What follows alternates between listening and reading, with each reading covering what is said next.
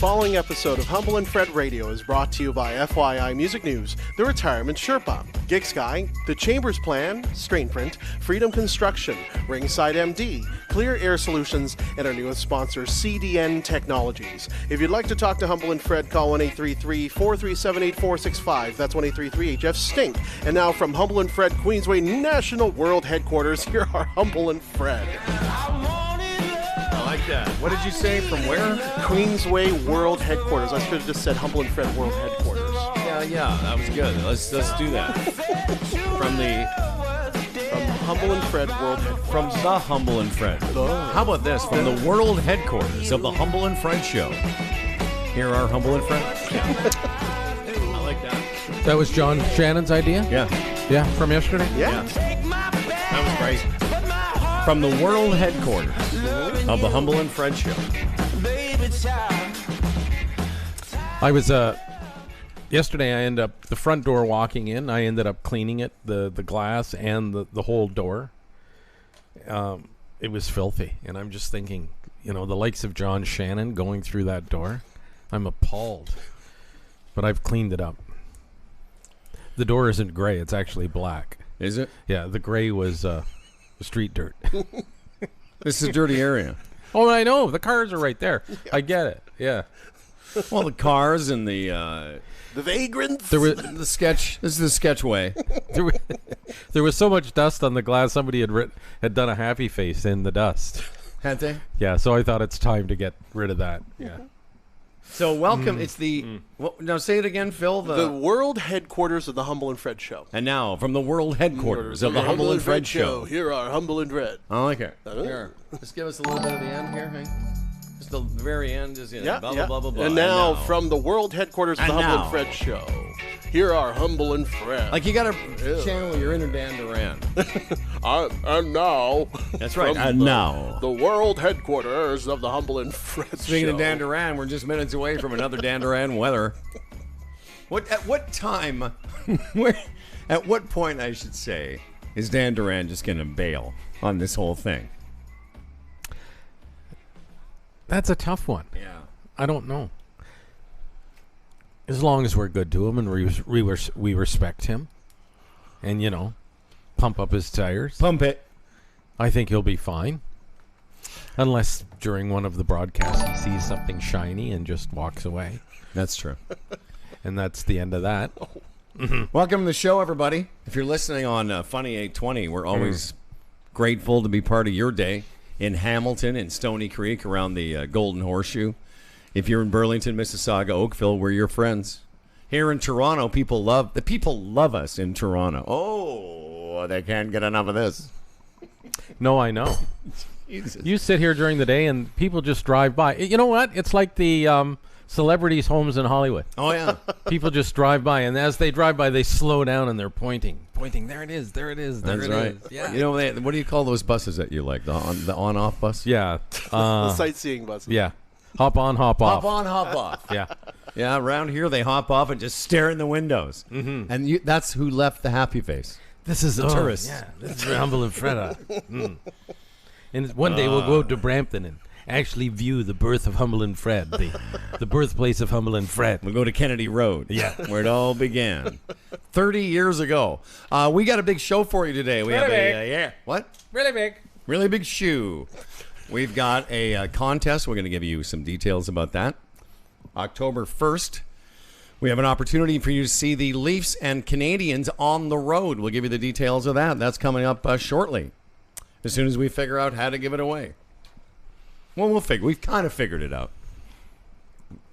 We're very busy. Anyway, that's coming up. Big show. Hot ticket. Toronto Leafs. Toronto Leafs, they call it.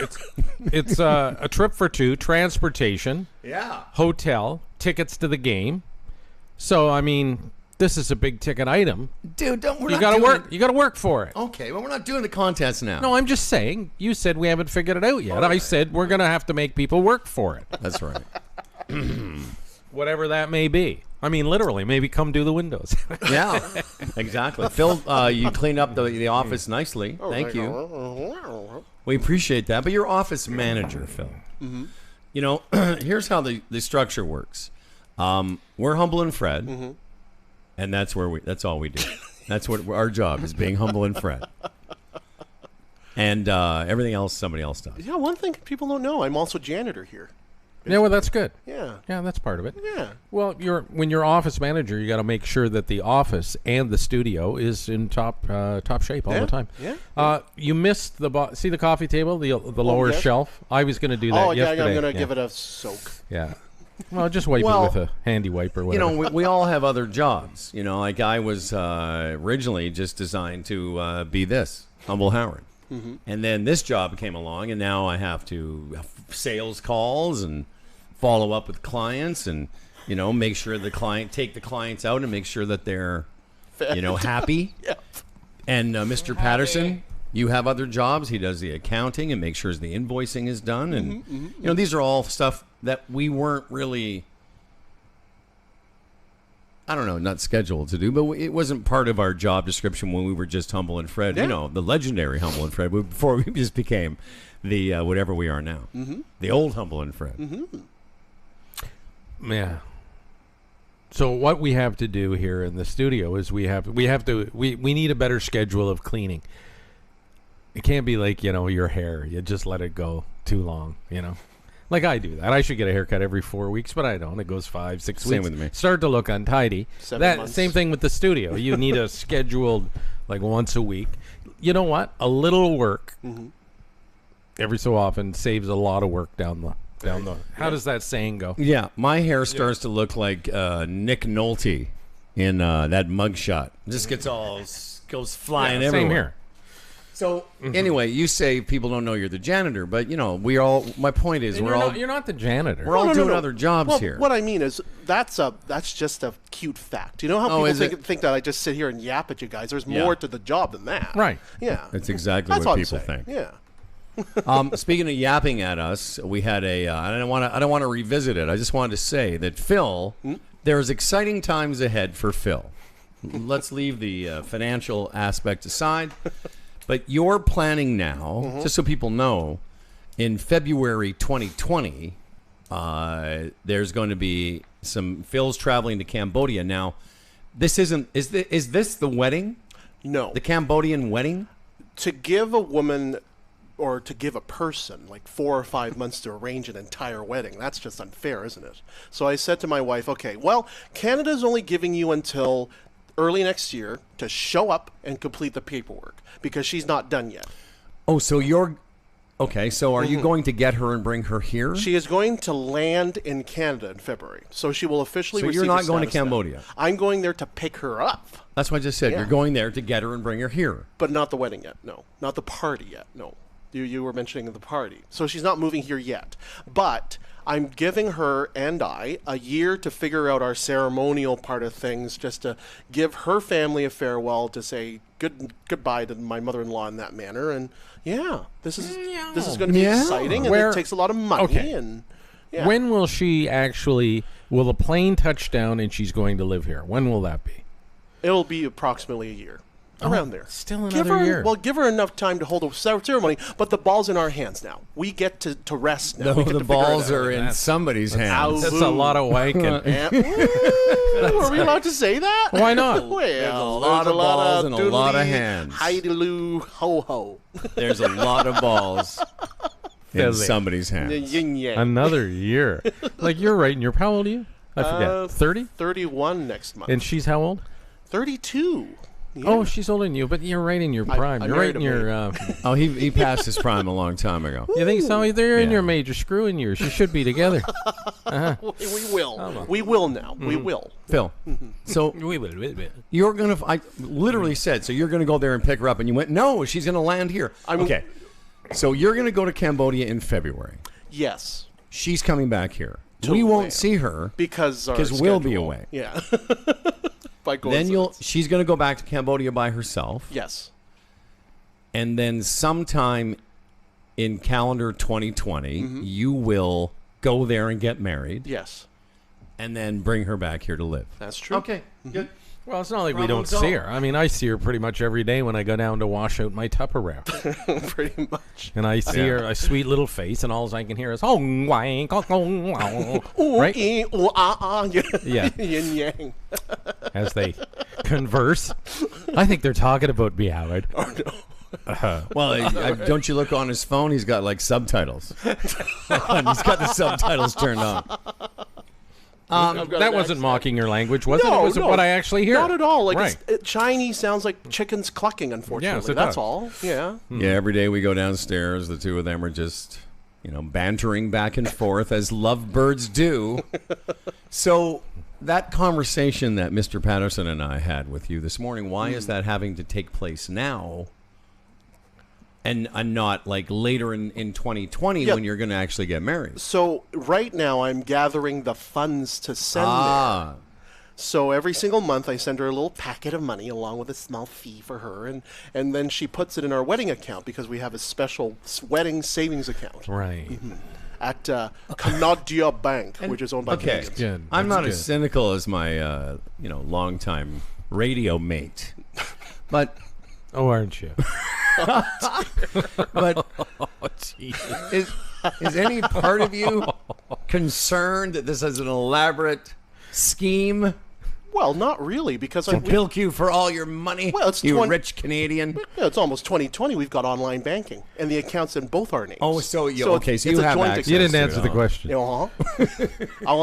It is a definite scheme because it takes a lot to put in, but it's not a scam because I know exactly what's being put in. So Right. It's fine.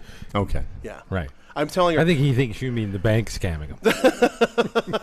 I'm like, okay, I'm sending you this much money. When I run out, I run out. There's nothing more to it. Right. So right. if you have issues on your side, it's your bank that you have to deal with, not me. right. Yeah. Or our bank. Now, what does your mumsy and popsy think of all this? Well, my mother says that it's too late. She thinks that we should have done this earlier. And What do you mean it's too late? Too late for what? Well, when you turn 30, it's a different phase of life altogether, apparently. Oh, Culturally. So I told her, you know what? Don't worry about that part. We're done. The government said yes, we're ready to go. Are And they happy for you? Oh, absolutely. My dad's like, I am going to see you in February. And I'm like, what are you talking about? You're flying in February. I'll be in Vietnam in February. I'm taking the flight to Cambodia to see you both. I'm like, Aw, And that's sweet. So he's going to take everyone out to lunch. That's another few hundred. So Few hundred rand or rimba? few hundred U.S. Oh, dollars. U.S. dollars. So. Because that's what your father does for your in-laws, and life is good. Life is good for him. Well, that's, I feel bad for you because here you are in Canada, North America, where a lot of those cultural things have sort of gone to the wayside just for economic reasons. So here you are living in this environment, but you have to adhere to old-time cultural traditions that's costing you a lot of money. I just found out my It's too family bad. now has a tradition. We don't have traditions. We don't even celebrate Christmas properly. So I'm like, okay, Dad, the minute Pearl gets here, I'm going to take her to see Grandma Hong, my dad's mother. And so he goes, well, Phil, this is going to be more complicated than you think. And I'm like, why? Now I have to take your relatives out to meet your wife. So I'm like, what did this happen? He goes, this is our tradition now. And I'm like, oh my God. When you got married, have was there anything like this in the Jewish faith? Like, have to do this, have to do that stuff? Huh? I don't know. I'm from Moose Jaw.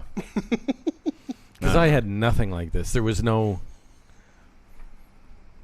We rented a place in the Rouge Valley for about $600, and we got a woman's church group to cook roast beef for the dinner, and my dad bought the booze, and we were good to go. Nobody came out of it under a punishing debt. Sounds elaborate. Well, that's what you did. You know why we did that? Because that's all we could do. Well, that was your tradition. Yeah. That was your tradition. Is that a tradition? That's right. That was the I call Patterson it more tradition. a necessity. We're just trying to make... oh, there he is. Okay, well, I see we have connected with the great weather guru. Let's get his music up here. Hang on a second. Here we go. Weather, Danduran's weather, Danduran, weather, You know- Danduran. Oh, Not to steal. Well, hello. Yeah, Hey, Dan. Hey, Dan, Fred was just going to say No. a big introduction. Well, I was just going to say, not to steal your thunder, but this could be a significant day in the history of Canada, or the history of Southern Ontario. Right, Dan? Weather-wise. Oh, and Dan's gone. Dan Duran's weather is brought to you by... Dial tone weather. Let's establish the words are Dan Duran's weather, Dan Duran. Okay. All right. Well, that was good. Monumental. That was awesome. Dan Duran just checking in to say hi. I guess that blows. I mean, I've done several hours from the trailer for crying out loud. It's never dropped Never out. dropped. Yeah. Dan Duran? Huh. Most apologies. I don't know what happened there. That's all right. I was just going to say this could be a significant day in the history of Southern Ontario weather. It is a big day. We could have records in the Hamilton area, though I don't think we'll break them in Toronto or up further north. But it's going to be like all the weather people are going like it's the grand finale of summer. Oh, no, the weather people must be losing their minds over this. Well, give us some numbers just so we can absorb. Hello? Dan? Oh, jeez. It's really heavy. Oh, there we go. What's that, buddy? Hello? And that'll be followed by some rain a little bit later on. Dan, you kind of dropped out there for a second. Fred asked you for some numbers, and then you just kind of went dark there for a bit. Oh, I don't know what's going on. Well, okay, so numbers like 29 degrees for Toronto. And when you get a little bit further north, same kind of thing, actually. If you want to go up to the Peterborough zone, it's going to be about 28, 29 degrees as well. And then with the humidex, it'll feel like 38 in that area there. Amazing. And you're saying around the Golden Horseshoe, Hamilton, it could be even more? No, it's just that the record is for this day is so it may not meet the record in Toronto, say, Right. which was well, actually in May it was like 23 degrees in 2007. I don't know if this is accurate or not, but I think that might be a little bit low. But 27 in 1954. So if it goes beyond that in Toronto, then we may be, with that record. A record could be set in Hamilton. Okay. Further north, I don't think so. But yeah, it's pretty close. And then tonight it'll stay really warm and humid as we get into some rain, and we're talking about between 10 and 15 millimeters of rain coming down. Now, is that all day tomorrow? Because I'm supposed to golf tomorrow. Is that all day, or is it just what do they call it? Intermittent? Well, it's pretty. I would say that there's a large part of tomorrow that'll have some rain, especially in the afternoon. Okay. And they said by tomorrow afternoon it's going to be like 13 degrees by that'll be mid-afternoon, right? Dan, here's a question from Twitch. Twitch is an online gaming platform that we're part of. I'm sure your son's probably seen this. Here's a question, Dan. Do they call you when someone falls down a well or miners are trapped? I don't know what that means. Is that I do know what it means, but I'm trying not to make this about your... I see. No, see, I made a conscious effort. Oh, you did? Last week to just stay away from that. And I'm glad you mean after 4 days in a row when you made that same Dan Duran dink joke? 2 days, that was all. I thought it was 3. Okay. And Dad's this time he bailed on purpose. He hung up. Dan? Yep. Oh, there you go. Anyways, Dan, very good. This is gold. Hey, Dan, when are you gonna get tired of this? We're not getting you out of bed. Are we getting you out of bed for this? No. Oh, okay, good. No, I'm used to getting up at 3:30 in the morning, so now I'm sleeping until 4:30 or so, and then I just can't sleep past that now. No, I get that. I get that. Yeah. Well, listen, my friend. So this really kind of, and I think it seems to me, and you guys could confirm or deny, but I feel like we have one of these days almost every fall. And the reason I say that, Dan, is because I know I'm going to go to a golf course today, and it'll just be packed. guys will be, men and women, I say guys, but I mean women too, will be calling in sick. They'll be changing appointments. You get one day, one last shot at summer. And this isn't, that summer that happens after the first fall. What do we even call that now? Well, it's Indian. Let's call it Indian summer because that's what people called it. No offense. Well, whatever we, First Nation summer or Aboriginal, indigenous people summer. But this isn't that today. We haven't had that first frost, but this is that day. I think we get it every year where it's just sort of all of a sudden out of nowhere. Now, Dan, I checked the Alberta forecast. We both still have family back there. And Calgary is high today. Right now, it's -6 in Calgary. I just looked a few minutes ago, and it's 4 degrees for the high there. My goodness. And they had 27 centimeters of snow yesterday. No, down in water. Yeah, I saw pictures of cars with like tons of snow on them. And what were you going to say, Danny? Yeah. Oh, south in Lethbridge, where I spent a fair bit of my youth, 60 centimeters of snow fell. And then at Waterton, where my brother got married, Waterton Park had 95 centimeters of snow through that storm. 95 centimeters. I don't know about you two guys, but I mean, when I was a kid, we were children out there on the prairies. It just seemed that was sort of normal, but I don't think I could handle it now. Like if I was somehow sentenced to move back to Saskatchewan or Alberta, I don't know that I'd... Yeah, because you were a kid. You had fun with it. Yeah. As opposed to, the adult. You just dread it. As an adult, it's work and it's bother. As a kid, it's an adventure. Oh, yeah. Well, Fred and I golfed yesterday, and I was like, it was pretty decent. It was like 18 degrees at some point. But, when the sun goes behind the cloud, I get cold now. I'm not built for it. And when you said that, it made me feel so good because I told you last time I was at my doctor, I said that too. I said, I seem to feel the cold a lot more. Is there something wrong with me? I actually get the chills. Like, could that be the beginning of some disease? And he said, no, you're just getting older. I thought, oh, that's good. And now that you're going through the same thing, it's great. Dan Duran, do you have any circulation problems considering how much blood has to rush to your groin every day? Oh, God. You know what? I've not had the same issues as you guys. But I'd get chilled, but whatever. I don't feel it's much different at this point. You don't? I don't. Because he's. I don't have this. I don't know. He doesn't. No, that's true. Listen, that's true. I mean, eventually it'll get you. You watch, it'll get you. No, nothing. Listen, nothing's coming for Dan Duran. Listen, dude. Thanks for the weather. All the best to you. Will you be in the city at all in the next little while? Where is Dan Duran? Dan, we gotta go. We gotta go. Okay. Yeah, because we need to figure. This is what will be the end of this bit. That's right. It keeps dropping out, man. He keeps hanging up on us. Why don't we Zoom him? Yeah, Dan, we're gonna start Zooming you. Yeah. I'll send you. So bend over. Easy. Seriously. Oh, I don't want the other end. Oh, you'll get chills.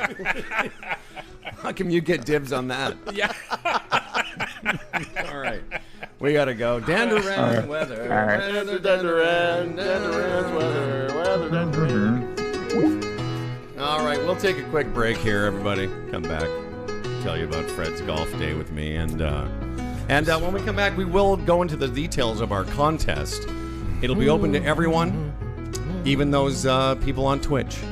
Can we include them, Sean? Of course. Your little Twitch audience? They want it. They're waiting for it. Are they? It's Humble and Fred Radio. We're live. That's right. This is a live radio show. Not on, just not on the internet. At Funny 820 and of course at humbleandfredradio.com.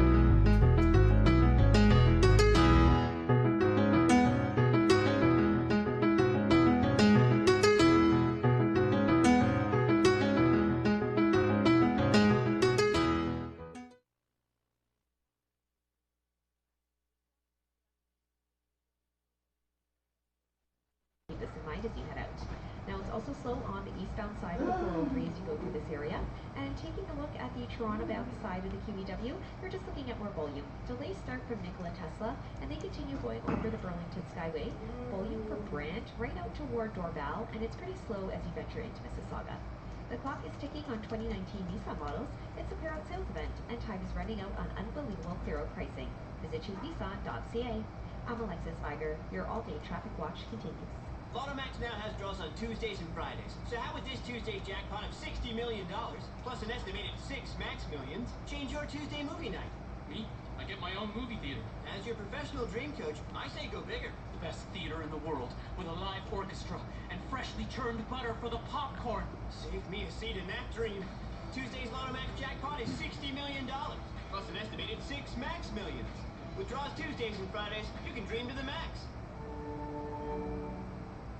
If you're interested in a unique advertising opportunity, we have the solution. Humble and Fred Radio, a 30-year brand on Funny 820, on Twitch TV, and the most uploaded... Okay, Fred, can you do stream print? We come back. Hey, Phyllis, can I get a coffee? Thank you, buddy. Anywhere else at a very reasonable cost. If you'd like to be part of a leading-edge program with access to a very engaged audience that not only listens, but also responds, send us a note. So there was about 2 weeks, this is 2 weeks ago, 3 weeks ago, there's about 2 weeks where this cable wasn't plugged in all the way over there. So it was like a buzzing sound constantly in the Twitch feed that I don't listen to that, I listen to the board. Yeah. Thanks, buddy. So I didn't notice that, but I was doing highlights yesterday and last week, and not a lot I can grab from. The interviews and stuff that I said I was going to send people, like, kind of a write-off. Sounds like crap. Andy Kim. So it's not usable? That one, I saved it. It kind of just doesn't sound very good. But it sounds okay now? So, Guy, Fred Guy. Yeah, it sounds good now. What do we want to say? Send us an email, humbleandfred@humbleandfredradio.com. Subject line, take me to Montreal. And then, I don't think people are, I don't like those things where, write us a note about why you want to go. I just think we should just be as simple as possible. Okay, and what is that? Just that. Just put their name? Yeah, send us an email, subject line, take me to Montreal, or Leafs in Montreal. Okay. And then give us your, the body of the email, just give us your details, and we'll make a draw on the 21st with Mario. Mario, what's his last name? Mario. And it's Tour Sport. Hockey card season is back at Tim Hortons. What he didn't give us, though, is For the purchase of any beverage. how people do this on their own. The package includes returns all price Canadian dollars. Call us for triple or quad pricing. We just need to know. Can you find out, Sean, where that is? It Leafs Express? Leaf Express? Leaf. Oh yeah, there it is. Okay, good. That's all I need. Leaf Express, right? So Mario Arcuri. So you think that's? Do you want to make it any more complicated, or is there something else we could do with it, or? The only thought I thought if guys wrote a couple of lines, it might be some content for us. That's all.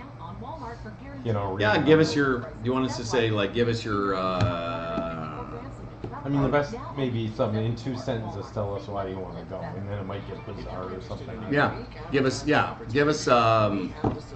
couple of sentences why you want to go.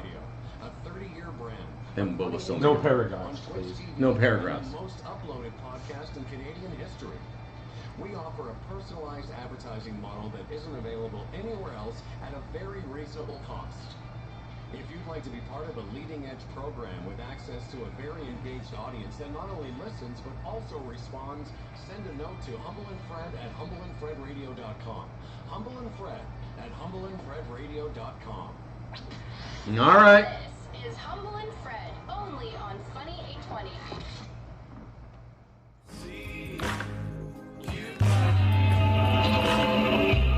In a lot of ways, good one-on-one conversation is like making love, caressing each other with words and heady, engaging topics of conversation. And Humble and Fred do it every morning.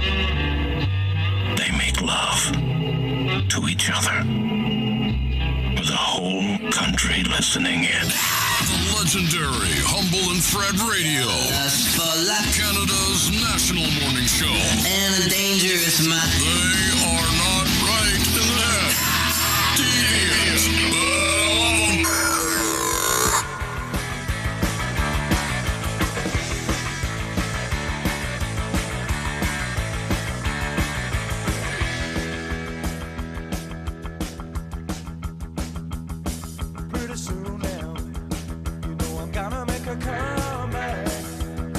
I love them. All right, across this great land is Humble and Fred Radio. We're live from the national headquarters. Is that what it is? World headquarters. Sorry, we were national, now we're world, according to John Shannon, our guest yesterday. That was great. Hearing his stories. Some nice reaction to that. To John's visit. Oh, yeah? Where did we get that from?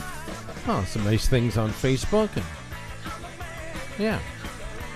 Some notes. Got a couple of notes. Yeah, you got notes? Later this week on Thursday, Peter Gross returns to the show, a longtime sportscaster. Peter Gross, and not McKenny now? No, Jim McKenny doesn't want to get up that early. Jim, he visited the show a few years ago. I think when we were in the original studio, maybe. And but that's when we were recording like at 10:30, 11 o'clock. So he had said, I was talking to Peter Gross, and I said, do you want to come by? And he said, yeah. He said, me and McKenny might be doing a podcast. I said, well, that's great. I said, both of you come in. He said, oh, great, that'd be fantastic. And then he got back to me, and he said, when I told McKenny we had to be there by 8 o'clock, he bailed. He said, no. Yeah, that's no good. Yeah, there was a time early on that we didn't start recording until later in the morning. And then the only thing that, and we were going to go on like that, I think. Because there was a time when we were doing like the fan on Friday mornings, and then we would come back to our studio and record our podcast. Right. And then in the spring of 2012, that's when we got the K-Rock job, and then we started doing the podcast after the morning show. Yes. And then when we lost the morning show, because it turns out that Kingston, like, it's a great town to visit, except the entire town hated us. Oh, yes. But we continued for some reason doing it in the morning. I can't remember why. Is it because of the Sirius job? Oh, no, I think it was because we joined the terrestrial syndication bit. We went back to being 10 o'clock, and then it was satellite. And maybe didn't... Oh, no. Were we doing 10:10 at... No, Phil was right. There was a bit of a gap there. So we lost the K-Rock job in the fall of 2012, and then the spring of 2013 is when we went back to doing radio in the morning on Sirius XM. Right. And now, of course, we're thrilled to be live in the GTA for the first time since 2005, and free, and the downloads, and the podcasting, and all of it together. The Twitch. Twitch is... And by the way, I didn't mean... I didn't mean to be disparaging the Twitch guys. I just meant size of the audience. And I think I sent one of them a private note to explain that. Have we I'm ready to turn it off? How long have we been at Funny 820? Has it been a year yet, or around a year now? Over a year. Exactly a year. Oh, is it? Yeah, to like last week or something. Happy anniversary. Happy anniversary. Happy anniversary. Happy anniversary. Happy anniversary. Where's that from? Flintstones. That's right. Hey, everybody. Flintstones was a cartoon. Oh, yes. Why don't we talk a little bit about our good friends at Strain Print while we sample some... this is from some of you older people. A little Joe Jackson.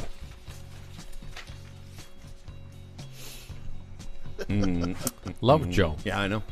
I knew you'd like this. Hey, use cannabis better with the free Strain Print companion app. It'll help you learn how much more rewarding and beneficial your experience with cannabis can be. The app can be easily downloaded for free on the Apple or Google Play stores, okay? Strainprint.ca. Go there. You can follow them on Twitter or Instagram. It's got all the valuable information you need. What ails you? Go to Strain Print. Write it down, or, what's the word? Put it in. Oh, install it. What is it? Install the app. When you write it on the subject line, what is that doing? That anyway, you know what I'm saying. Put it in, and then the response will be there. Gave you a great idea how you can find relief through cannabis or CBD. Put it in. Put it in. Isn't there a word for that? Well, I don't know what you're type even it. I talking don't know. about. Okay, Yeah. type it in. Whatever. You know what I mean. Strain print. Okay, strainprint.ca. Get her done. Get her. Canada's #1 plan for employee benefits, the Chamber Plan. For whether your company's 1 to 100, get a free quote right now at chamberplan.ca. You were telling me something yesterday about the insurance. It's pretty cool. One of the aspects of this insurance plan is travel. Oh, the travel insurance is just crazy. Because you're in a pool, right? You don't have to have a medical checkup, and the travel insurance, like the program we're under, which I assume is, I don't want to say basic, but good, solid coverage. We get up to over 100 days a year in travel insurance. So think about that. You know, whether you're going away for a winter holiday, people starting to make that. Yeah. You know, Canadians, obviously, as soon as it gets a little bit cold, they're like, I got to get out of here. So whether it's for a week or you're going away for the winter, this is just one aspect of the Chambers of Commerce group insurance plan. And what Freddie said is key because you don't need the medical, whatever condition you are currently in, you know, for instance, Fred and I are feeling cold all the time. So that pre-existing condition will be covered. And here's a key piece of information for old guys. I mean, traditionally, when I went away, I had coverage before we had Chamber Plan off my credit card, but it was usually 15 days. That's right. So if you're away for 15 more days, you had to buy more, literally go out and buy more. Well, before I went to Britain for 3 weeks, I phoned just to make sure, and Rod Johnson said to me, Freddie, don't worry about it. Do not worry about it. You're covered beyond the 3 weeks. And then he enlightened me on what our coverage is. It's funny because Dan Duran's secret name is Rod Johnson. Yeah. And here's another thing for older Johnson, people. Phil? Yep. Johnson. There's also a product, an attachment to this. If you're part of the Chamber Plan and you retire, you have the option on your own to continue in such a way that travel insurance continues without a doctor's checkup. So there you go. Group insurance and employee benefits enjoyed by 30,000 Canadian businesses. There it is. Simple, stable, and smart. And insurance when you travel. Just a key reason to be part of. Chamberplan.ca. Go to it. Write it down. Put it in. Put it in. You just put it in there. It'll come and it'll say something like that. Yeah, and then you put it in. Put it in there. All right. Ba-ba-da-ba-ba. Do the Leafs have a theme song? They do now. That just happened. Yeah, seriously? Well, the NHL just signed Green Day today as their NBC representative. So they're going to be the intro songs. They're going to be all the music that the NHL has. It's a 2-year deal. 2-year Nice. Are contract. you kidding me? That's really interesting. So what they can use to license any Green Day music? Is that it? Or is it going to be original music? It's the NHL Wednesday night broadcasts. They're going to every Wednesday night broadcast will now have that Green Day intro. It'll be Nimrod. It's a bunch of their old songs that they kind of. Oh, well, that's what I'm asking. Got the Yeah, that's license cool. to. And they're putting out one. They just put out one today. I haven't heard it yet. That is specifically for the NHL. For the opening night, maybe? Maybe, yeah. It is pretty cool, yeah. Yeah, absolutely. Because I love Green Day. And everybody knows them from my generation. It's the 90s absolutely. band that was big. And, you know, to Ron McLean's credit over the years, the beginning of Hockey Night in Canada and hometown hockey, and I really think it's his initiative. He's really introduced a lot of, like, Canadian music, new Canadian music, taken songs and had them put visual to them. It's pretty cool. Well, so the Leafs don't have a specific theme song, but... Well, when the Leafs score, it's interesting you say that, too, because that's a subject right now we're all waiting for. Well, we're all waiting for. People are waiting for. You mean Leaf Nation? Leaf Nation tomorrow night. Because traditionally, over the past few years, every time the Leafs score, they've played Hall & Oates' You Make My Dreams Come True. You make my dreams come true. You know that song? No, I do. Really, of all the Hall & Oates songs, why that one? Oh, because dreams came true because the goal was scored. I guess. There you go. But apparently they're changing it up this year. When they score their first goal, say tomorrow night against Ottawa, it'll be interesting to see what song is selected. Well, well, that's good information. Those are all very interesting, bits of info. So Hall & Oates, eh? Mm-hmm.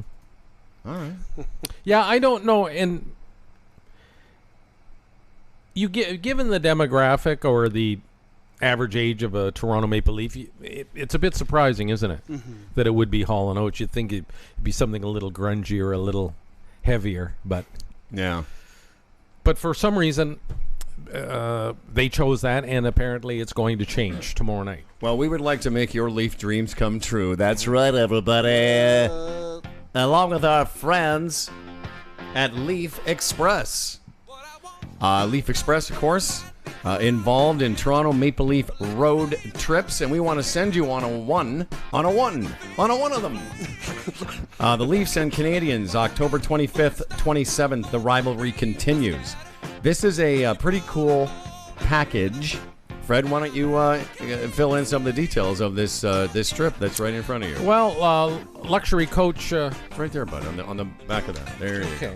Oh, I'm sorry, I thought you had it in front of you. Oh, there it is on the back. I can do it. It's right here.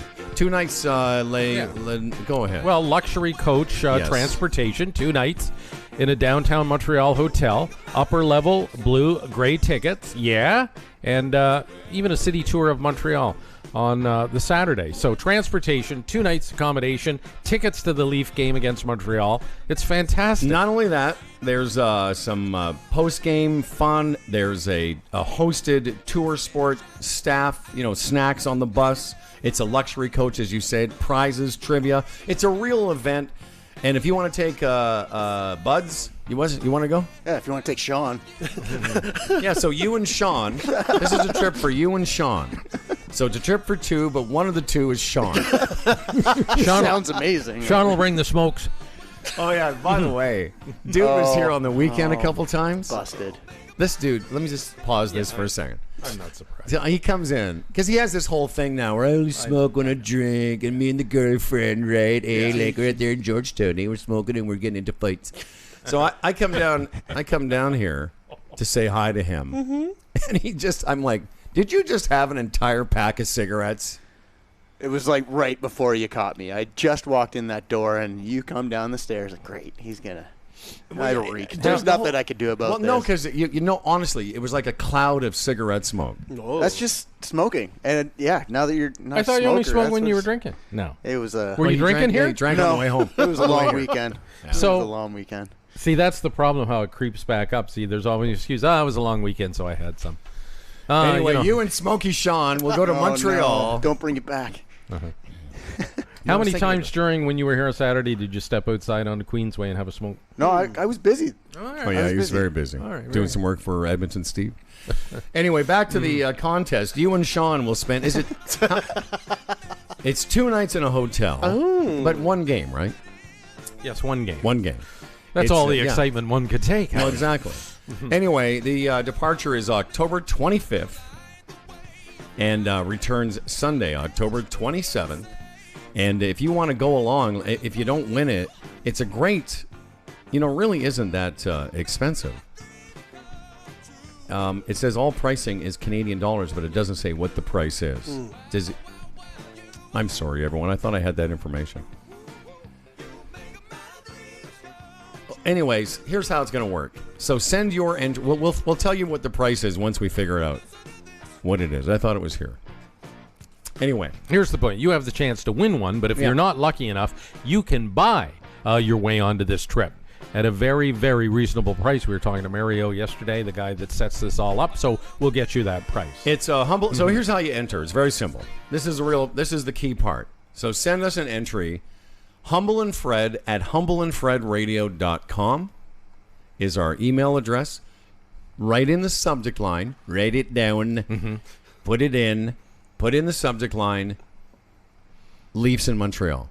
So we'll be able to keep track of them all. And you wanted everyone to write a couple of sentences, not a paragraph. No paragraphs, just a couple. Let's get creative and funny. A couple of sentences why you would like to go. All right? Figure it out.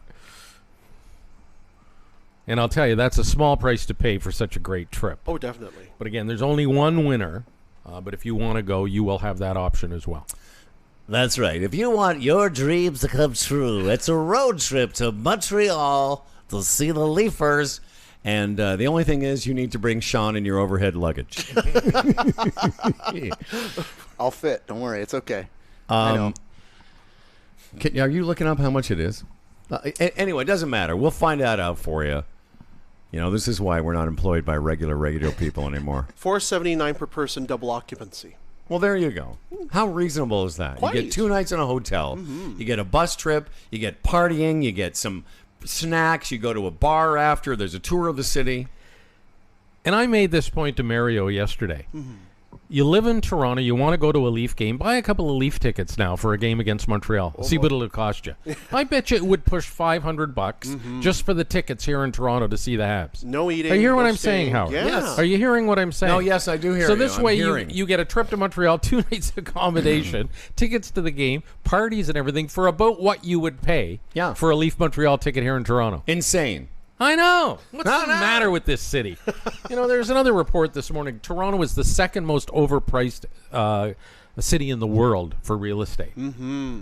Second to Vancouver? I don't even know. I didn't care. It just disgusts me. Vancouver actually went down. How didn't can it? we? No, but we're not worse than Vancouver, are we? We have a worse bubble than Vancouver right now. Do we really? Yeah. Maybe we should sell this place now. And do what? Do it out of your house. Okay, and where are you going? Oh, okay, that's where you're going to live. Unto all. The shed. Well, yeah, I could stay in the shed. The shed. Anyway, so Humble and Fred at humbleandfredradio.com. Subject line: Leafs in Montreal. Just a couple of sentences why you should go. Give us some creativity. And on the 21st of October, Mario Arcuri, who is the gentleman that runs this company. Make sure I got that right. Mario Arcuri and here's how you get information. Toursport.com. Leaf Express is the company, but toursport.com is how you can go on the road with the Toronto Maple Leafs. Now, this isn't the first meeting of the two teams this season. It'll be the second, but it'll be the first for Toronto visiting Montreal. I understand. Yes. Okay. They play 4 times a year. Very nice. Do they really? 4 times a year? 2 here, 2 there. Oh. Yep. Who was telling us, or was this, where was the conversation yesterday about, it was Shannon telling us about Vegas being oversold for preseason games. Yeah, I know, and it's interesting, you know, that whole spin about if they had won the Stanley Cup, it would have been embarrassing for the NHL. He, like you, don't really see it. I just can't get off that. Yeah, but he called it. He nailed it perfectly. What? He said, "Well, that's the sentiment of a Leaf fan." Yeah, but do you really think so? Do you like an expansion? But buddy, I get it. Expansion team winning your championship in their very first year. It's like, You but know, anyway, it didn't if you're happen. a Maple Leaf fan, you go because it's been 50 years since since expansion, the Leafs haven't been to the Stanley Cup Finals. Yeah. Do you want to hear something else? I do. Only 4 times in Maple Leaf history is a player topped 100 points. It was 4 times, but only 2 players. Sittler and Gilmore are the only Maple Leafs in history to crack 100 points. They've only had like 4 50-goal scorers in their history, or something like that. Like, when you look at how old this franchise is, how long they've been around, it's just it's shameful. That's shocking to me. Yeah. Because you look at that. You're saying 4 50-goal scorers In their history. Gary Lehman, Rick Vive, Dave Andrechuk. And Daryl Sittler? No. No. And somebody Lanny else. McDonald? Did I say Gary Lehman? Lehman, I know. Yeah. But think about that. No, not Lanny, no. You think about the 80s, where every team, every year, had a 50-goal scorer. Yeah. And how many times Montreal has topped 100 points, or Pittsburgh, or like on and on and on and on. But again, they haven't even got to a Stanley Cup final since '67. Forget winning a cup. They haven't even played for a cup. I just said it. Yeah. Since expansion. Yeah. Since expansion, they've never been in the finals. Yeah. So that's why. And like I said, I know last spring when it looked like Vegas might get, No, the spring before last. Spring before. Yeah. I know that upset you, but Shannon nailed it. It's because of that 50-year frustration of not getting to the finals. It's just I can't imagine any other major top 4 major league sport where that would happen or could happen. It's just bizarre. But It is anyway. bizarre. So on the road to the Leafs and Montreal, October 27th is the, October 26th is the game, 25th is when you leave. Humble and Fred at humbleandfredradio.com. And you will even stop at the Big Apple for lunch, Phil. Fancy. That's what it says here. It just, how many people have driven by the Big Apple and thought, one day I want to go there? Right. You just never seem to be able to find the time. There's no time for the Big Apple. But on this trip, they will make time for the Big Apple. Yes. There's a post-game party at a famous Toronto pub. No, Montreal pub. Montreal pub. Yeah. Because you're That going would to be Montreal. wild. So you go to the your Leaf game in Montreal, you got accommodation in Montreal, but you whip back to Toronto for the post game Yeah, show. and then you go back to Montreal. For another That's night. a good one. Yeah. That's an And- adventure. And you have to let Sean piggyback on this trip in some way, shape, or form. In the umbrella room. I bet you there's room in that cargo of the bus. Yeah. For sure. I've seen those videos online. People do that all the time. Do they really? Yeah. Hop What do they underneath do? the bus. They hide out in cargo? Yeah. Bus just cargo? Hide behind those bags and won't find me. Man, that's a... What were you going to say? No, a story. You finish this, and then I'm going to No, tell you a just say story. if you find yourself having to sneak onto a bus in the cargo area, you've made some wrong decisions. Yeah, you don't even have $6, so. Well, yeah, exactly.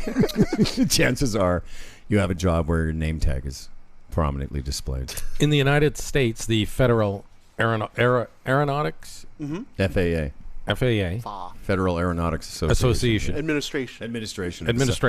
Write it down, Phil. We get everything. We nail everything.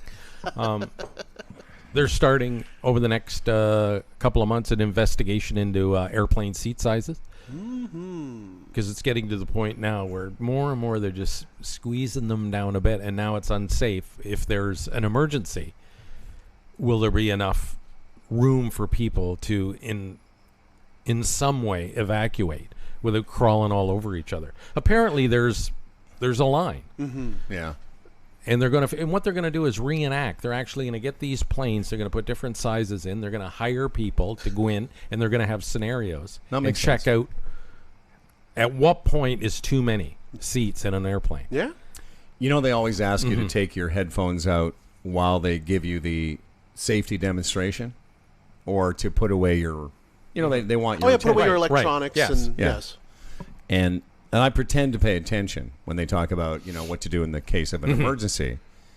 But as an aviator myself, the reason I'm not paying attention is because in the case of an emergency, you're just all going to die. Really. There are very few scenarios where, my favorite is when they talk about, in the case of a water landing. You mean when we crash into the ocean, we're supposed to swim around in these cushions? Really? There's always hope. What about Sully in the Hudson? Yeah, but that's different. I know, but were those people equipped with the instructions? Yeah, but none of those people were like, hey, before we leave, let's rip out the cushion so we can float around the Hudson. They only survived, and I watched that movie recently, they only survived because they were in New York City, and in seconds, right, boats and police and helicopters were on the scene. 800 miles off the coast of Newfoundland. That ain't going to happen. You're going to be floating around for a few seconds before you die of, hypothermia. Frost. Yeah. When I was flying back from the UK, I went to the Titanic Museum. Nice. Oh, yes. There weren't enough artifacts, though, there for my liking. Oh, okay. There just weren't. Right. But, part of me's thinking, what took so long to find this ship? I mean, honestly. And then you fly back from, the UK, and hour after hour after hour, you're over this big, monstrous body of water. And yeah, how do you find And anything? the Titanic's a pinpoint. Yeah, absolutely. It's fascinating, this Earth, I'll tell you. It's a big planet. Too bad it's melting. That's right. All right, ladies and gentlemen, we're going down in the water. Everyone grab a cushion.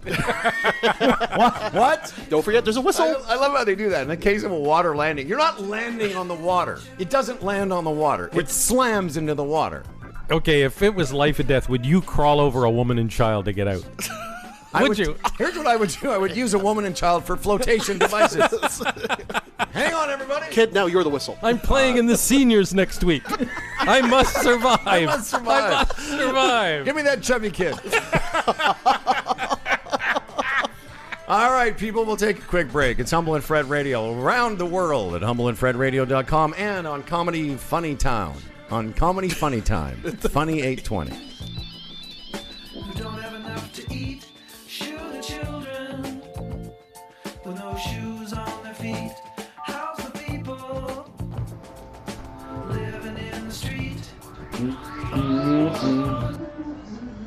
I had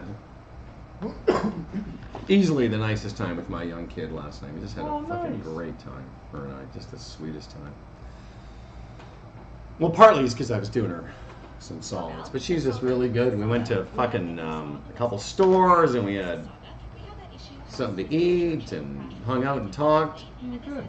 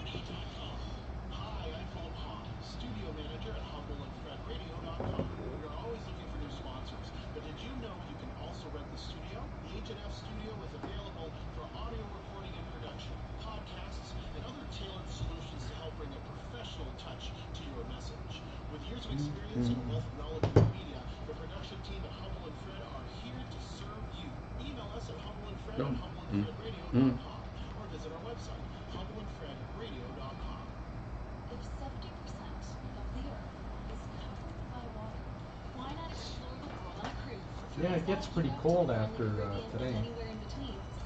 Well, cool. Well, Thursdays don't have a chance of shit. Sunday's rain. I think I'll head up north Thursday, close my trailer Friday and Saturday. Yeah. Yes. Oh.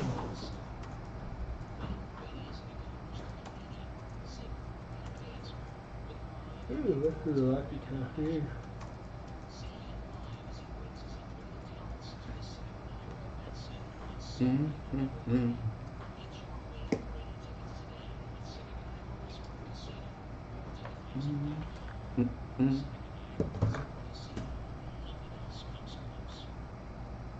Expanded healthy wellness section? Check. Organic and gluten-free options? Check. Fresh local produce? Yep. Fine cheeses and meats? That was funny.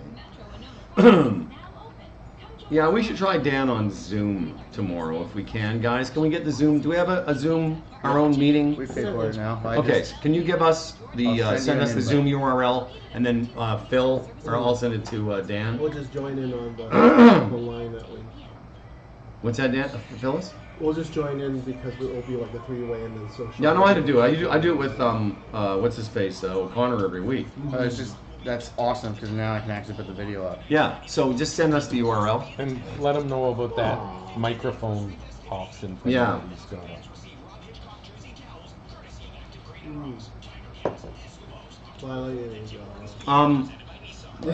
Much better.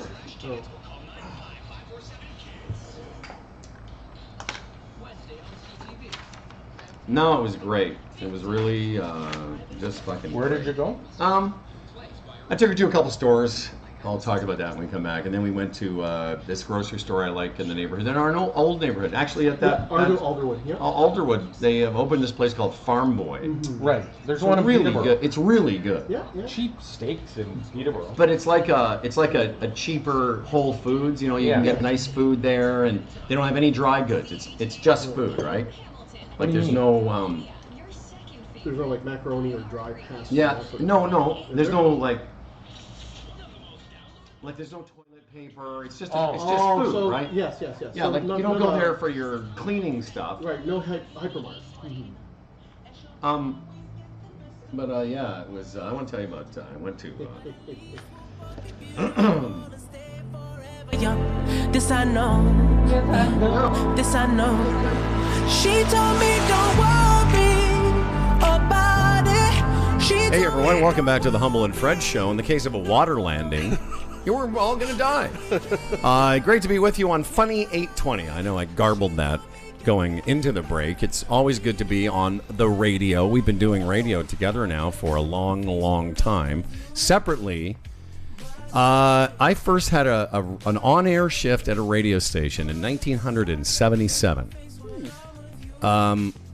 About 2 months after I finished high school, completed high school. I didn't finish high school, let's not be. But so when was your first on-air, like, I know you did some work operating and things, but when did you actually go and hit a microphone and start talking? 79. Summer of 79. Like, and was it a rate, like a shift as a sports guy or doing traffic? News and sports. So you did a news report. Well, I was hired as the sportscaster. I did the morning run sports, and then like at 10, 11, and noon, I did the news. That's a little AM station in Brampton. So I did 3 shifts at a station in Weyburn, Saskatchewan, which is about 90 miles southeast of Moose Jaw, and that didn't work out. I did the all-night show, and it just wasn't. I always pretend that I got fired, but I think they just didn't need me anymore. They thought I was too young. Mm-hmm. And then I started, I did news to start with? No, I didn't. Well, I think you've told me. I've told you that. I didn't retain it. Well, so I started doing news in Moose Jaw at the radio station I grew up listening to in the fall of 1977, and I was supposed to go back to school and complete my matriculation. Is that what you call it? Pretty much. But I did not. I had a promising career in the radio. How many years is that now? 1977? Wow, 42 years, I think? Something like that? Wow. Yeah, 2019. Started on AM, back on AM again. Beaches. Back in 79 when I started at Chick Radio in Brampton, AM 790.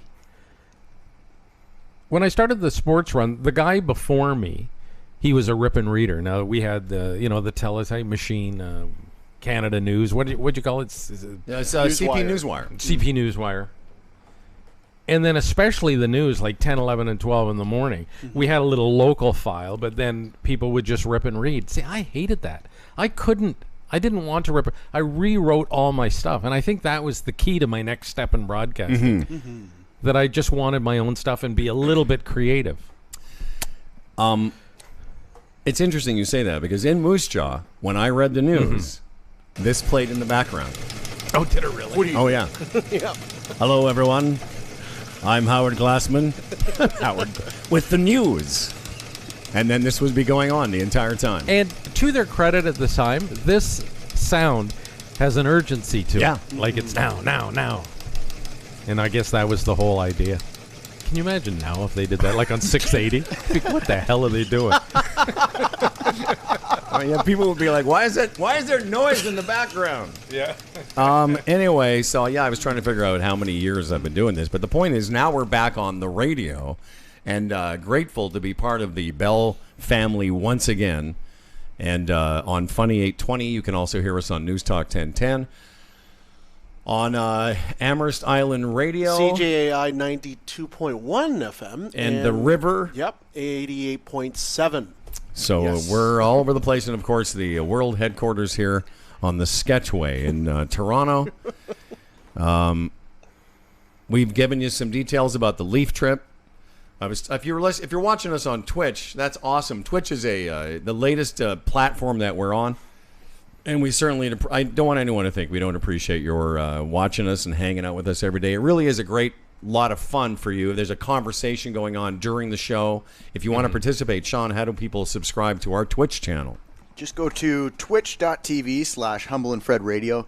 And if you want to subscribe, you can scroll down on that channel page, and there's a big red button that says Twitch Prime. So click that button. If you're an Amazon Prime member, you get Twitch Prime free for a month.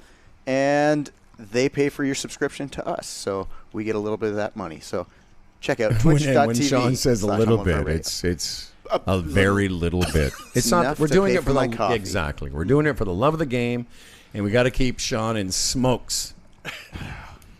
No, we don't. Sean, we're gonna stop. It's going to stop one day. Look us and coming yeah. real soon. It's going to get cold, and I won't want to be out there ever. Oh, stop it. Smokers don't care about the cold. Sean? Well, yeah. I'm not a smoker. Sean, Well, when I smoke cigarettes, and I'm not proud of this, but it's the truth. I've literally in my lifetime, somewhere in my 60 years, have picked a butt up off the floor of the ground and smoked a butt. What? I've smoked No a way. butt. I've smoked butts. But you didn't know where the butt came from? When I was a younger person, a kid, and I didn't have my own smokes, I'd see like a half a cigarette and go, all right, sure, I'll smoke that. Without knowing whose saliva? Like a vagrant. Yes, I've done that. This happened in Moose Jaw. Probably. They're quality smokes in Absolutely. Moose Jaw. Hey, look, a guy from Toronto dropped his butt. Fancy. I mentioned to Fred during the break, if you were watching us on Twitch, the audio continues during the breaks on Funny. And I was telling Freddie that Spencer I had a great night with her last night. And she's also here. She spent the night probably for the first time. I think her sister was here a while back, and she was here. So it's the first time in a month. But we had a great night, and she's moving into an apartment for the first time with some girls from school. Oh. She's going to move out. She's been sort of living half the time at her mother's and half the time at her boyfriend's mother's, which is funny to me. She literally is like, oh, I'm living with my boyfriend at his mother's house, which is cute. I don't care. The family's great, and they're just the kindest, nicest people. Anyway, so Spenny and I were together. I took her to get some stuff for her apartment. Mm-hmm. And where's the apartment? In the city, in the cool city. Right. Like Ossington. How many College. girls? I think 4. Why do you have a problem with that? No. I find it interesting. That's all. 4 girls, and that's neat. It's like Friends. Yeah. Right? So, who plays Ross? Anyway, so I took her to get pillows, right, and bath towels and things like that. First place we went to was Brands Gone Wild. Oh yeah. You ever been on that? Who? Brands Gone Wild. The liquidator down the road. Yeah, here. it's like a liquidator. Yeah. And you should take a look at it. I'll tell you who'd love that. So you bought used pillows? No, they're new. Oh, okay. Yeah, it's not a Final consignment stock. store. Yeah. No, it's like a place where they go, what is it? It's where brand name things go to die. Right. Basically. That's it. You should go in there. Oh, really? Honestly, because what would I buy there? Everything. Everything from socks, T-shirts, clothes. Like they have everything in there. From bedding to... Where is it, Howie? Just down the street. Yeah. Just Really? over here by the Sketchy Sobeys. Where my gym is. Oh. Where Phil's gym is. Do they sell perfume and fireworks? Yes. Okay. Yes, they sell... Well, everything... They don't have 40% off like across the street. 80% off. 80. I've been here 3 years. That sign has been up there. 80% off. Every store on the Queensway has to sell fireworks and... You know when the price of these houses will go up? When that place closes down. Yeah, exactly. Definitely 80% off fireworks and perfume. But that's where I want to live. So I go in there with Spencer, and there's like I'm like a guy. I walk in. Okay, here's pillows. Let's go. And she was mortified. She's like, "Oh no, we got to look around." I'm like, "Oh, she's a woman." I'm like, "Look around. Here's the pillows. Yep. Let's go." Anyway, we did not find what she was looking for. She got some hand towels there, but they sell everything there at Brands Gone Wild. And then we went to Zeller's. Yep. Closing out sale. Right behind it. There's still a Zeller's around? Just one. Oh. Yeah. Dude. I thought they all became Target. It was when you were gone, I saw the sign that says Zeller's closing out sale. I said to Phil, Zeller's is still around? Mm-hmm. Is that right next to the TB clinic? That's my joke. Anyway, I took her into Zeller's, and we were there for a good long time. We were there so long that at one point, we did find some pillows. Check this out. So they had packages of 2 pillows, sort of queen-sized pillows. I got 4 pillows for her for $25. Oh, Howie. Fancy. Wow. I know.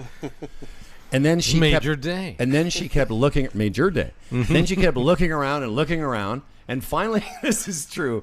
I found a comfy couch and laid down on the pillows. Oh, did you? I was beat, man. By the time we did an hour of that stuff, I was done.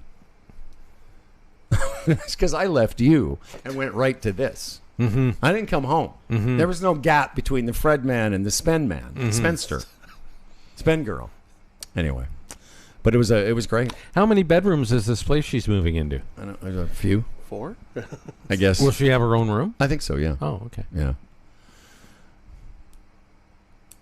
But yeah, I had to lay down at Zeller's. By the way, it's a closing out sale. Yes. That's going to be on until January. Pretty much. Because I guess what they do is they just give it over to a liquidator. Yes. So they're the liquidator, technically, for Hudson's Bay. So the Zeller, the last one in the country, sells all the stuff that Hudson's Bay can't sell. Well, right. And, remember the Target disaster? Oh, yeah. There was one up near me, and when Target decided they were going to close, they had one of those liquidation sales. And it's funny when you go in there because they determine all the stuff that'll go quick, and the price on it hardly changes. Nope. And then all the crap they know they're going to be left over with, that's the stuff that's on sale. It's a scam. Well, interesting you say that because I found the prices because I sort of thought we'd go in there and buy a bunch of stuff and it would be super reduced, but it's not. It's 30% off. It's 20% off, but it's a science. But things still cost money, and those pillows, there were tons of them. Also sheets and all kinds of stuff, but it wasn't like the super savings like you get at Brands Gone Wild. No. So I wonder if the pillows are returned. Right. So Hudson's Bay gives their stuff to Zellers, and the stuff they can't sell they give to Brands Gone Wild. Yep. And after that, where does it go? Probably Goodwill. All right. Well, here's another thing, because my wife and I often talk about when we move out of our house. There's a lot of stuff.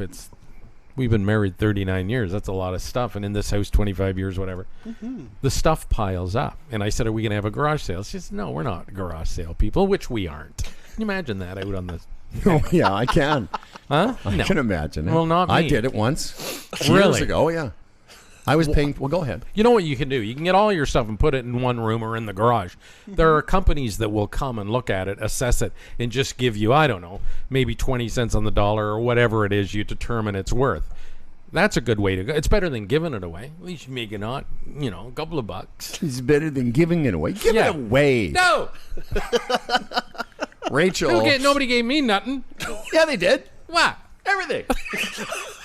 They gave you this life. You work 2 hours a day, you make a ton of money, and then you're good to go. Rachel she had a couch, and she got a new couch, and she gave her old couch to the furniture bank. Mm-hmm. But you have to pay to have it taken there, and then they give you a tax or a charitable receipt. Mm-hmm. Let's quickly change subjects now. I saw this. Were you in the UK when the Chick-fil-A opened here? Or no. was that before you left? No, I saw some reports, though. So we had talked about it while you were gone, and people making a stand because Chick-fil-A has a... I think... It's not a policy. They just don't support gay marriage. Any of it. They don't support any of the alphabet people. They have a philosophy. So a corporate philosophy. Yeah, what is it? Is it a Bible thing? Yes. Oh yeah, they're Bible people, and of course they have no tolerance for LGBTQ.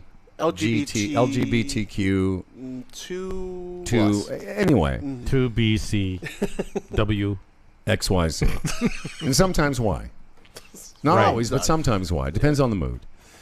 So, the store, this thing opens up, and we had this discussion. It's like, I've never been there. It's not the kind of food I eat anyway. Not only that, there's other places to get chicken. Especially at Bloor and Young. Yes. Is that where the location is? Mm-hmm. Yeah. So, I just saw this in the news yesterday, the day before that. There was a 1-hour lineup to get into this chicken place. So Torontonians, we're supposed to be this tolerant, liberal city, but not when it comes to American chicken. Like, to me, it would be like, it was kind of like when I think the parallels when that Krispy Kreme opened up. Yes. And there was remember that? There were lineups. We did a bit that. We were doing... Right. And someone brought us we did a Krispy Kreme promotion. Yeah. Solid sugar. Right. They're hunks of sugar. Oh, yeah. Anyway. Deep fried. But so I just thought that was interesting. An hour lineup to get chicken at Chick-fil-A. Although, on the weekend here, there was a Christian group called Christian Freedom or something, and they wanted to march up Church Street to protest homosexuality or Basically, they're like, oh, this is the church street, the street of churches. So, I mean, you say, it is a pretty tolerant city. That could have just been a couple of Christian movements going to support Chick-fil-A because they're anti-gay, Oh, I see. Maybe. I mean, it could have come down to that. Because honestly, what does Chick-fil-A, what's their presentation? What makes them different? If you go in there and order chicken, is it like, Popeyes has the whole southern thing and the deep fry. So what is Chick-fil-A? What is it? Yeah, what's their hook, Phil? Yeah. During our break, I had Chick-fil-A, in fact, down in Houston. Anti-gay. Well, why do you hate gays, Phil?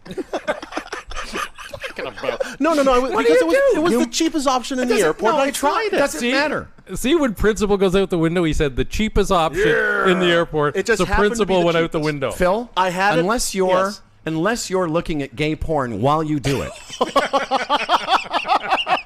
then you're anti-gay, Phil. To be honest, it wasn't worth it. I'm just like, What wasn't worth it? It tasted like chicken. I don't know what's so special about it. Is it worth hating on homosexuals? Well, that's what I mean. Fill your gullet. That hour lineup is probably voyeurism. They just want to know what's going on. And frankly, it was disappointing. My question is it grilled chicken or is it like Kentucky Fried Chicken or They is it have like a fried Popeye? chicken. Yes.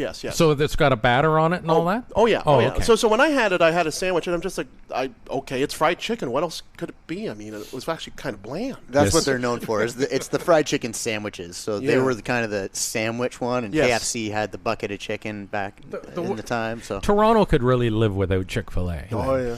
I mean, there's a million other places. But but at the time it opened, I don't know if we talked about this, but I had this idea that they must have done market research. They must have said, as a corporation, we'll open this in Toronto. Yeah, there'll be some backlash, but eventually that'll die down, and it'll just be a place people go and get chicken. Yeah. Because the average person, and your idea of it maybe being a Christian group going there to show support, that might be true.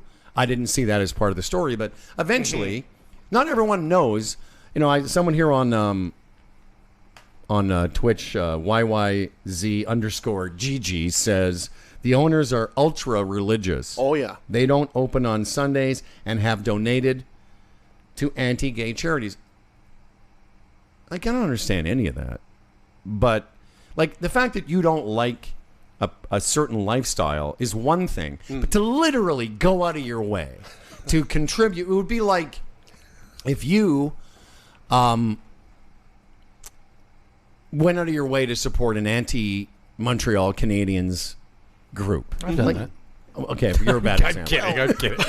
I've done that. What's wrong with that? Of course, what's wrong with that? Yeah, what's wrong with that? But an anti-Montreal thing. Yeah. But you know what I mean? Like, How do you, Howard? Where do you get the time? On the weekend, people got together, get out of bed in the morning, went downtown to rally together with placards to be anti-gay. Where does that come from? Where do you get the energy? Like, you dislike homosexuality that much that you want to do that? And honestly, at any given moment in your life, how does it affect you? Yeah. Like, shut up. Stay home. Like what you just said, like, I can't be bothered sometimes to get up on a Sunday morning and drive downtown because of the traffic. Yep. Yeah. Someone said, hey, can you get some boards? Go to Staples and get a, whatever that board stuff is called. Presentation boards? Well, no, when they make protest boards. Bristol board. Bristol I boards. need you to get the Bristol boards for our anti-gay rally down in the city. And I'm like, well, when are we going to eat? When do I get to watch the golf? Now, I saw one guy interviewed on TV, too, and he's actually talking about the scriptures and everything, and I'm thinking, how much of an idiot are you? You get out of bed, you get downtown to do something to protest the lifestyle that really doesn't affect you, it doesn't concern you, all based on this goofy little book that has screwed up the world. Think about it, like layer upon layer. Who are you? Are you? You know what? You can't be stable. You can't. No, I don't care. And I had this just a very brief part of our Dan Duran Summit discussion on the weekend was a little bit of religion because Dan's father was one of my religious mentors, right? Along with a guy that did commentary at the radio station I worked at in Moose Jaw. Very, very smart man. In fact, he helped us out. Dr. Brian Brown was an Anglican minister. He was a friend of mine. Another guy that was another sort of religious person I used to talk to a lot about it. And their whole point was, it's not the people that take the book for its word are the ones that are crazy. Like, it's just a nice book with some pleasant things to live by, and if that's your thing, great, good for you.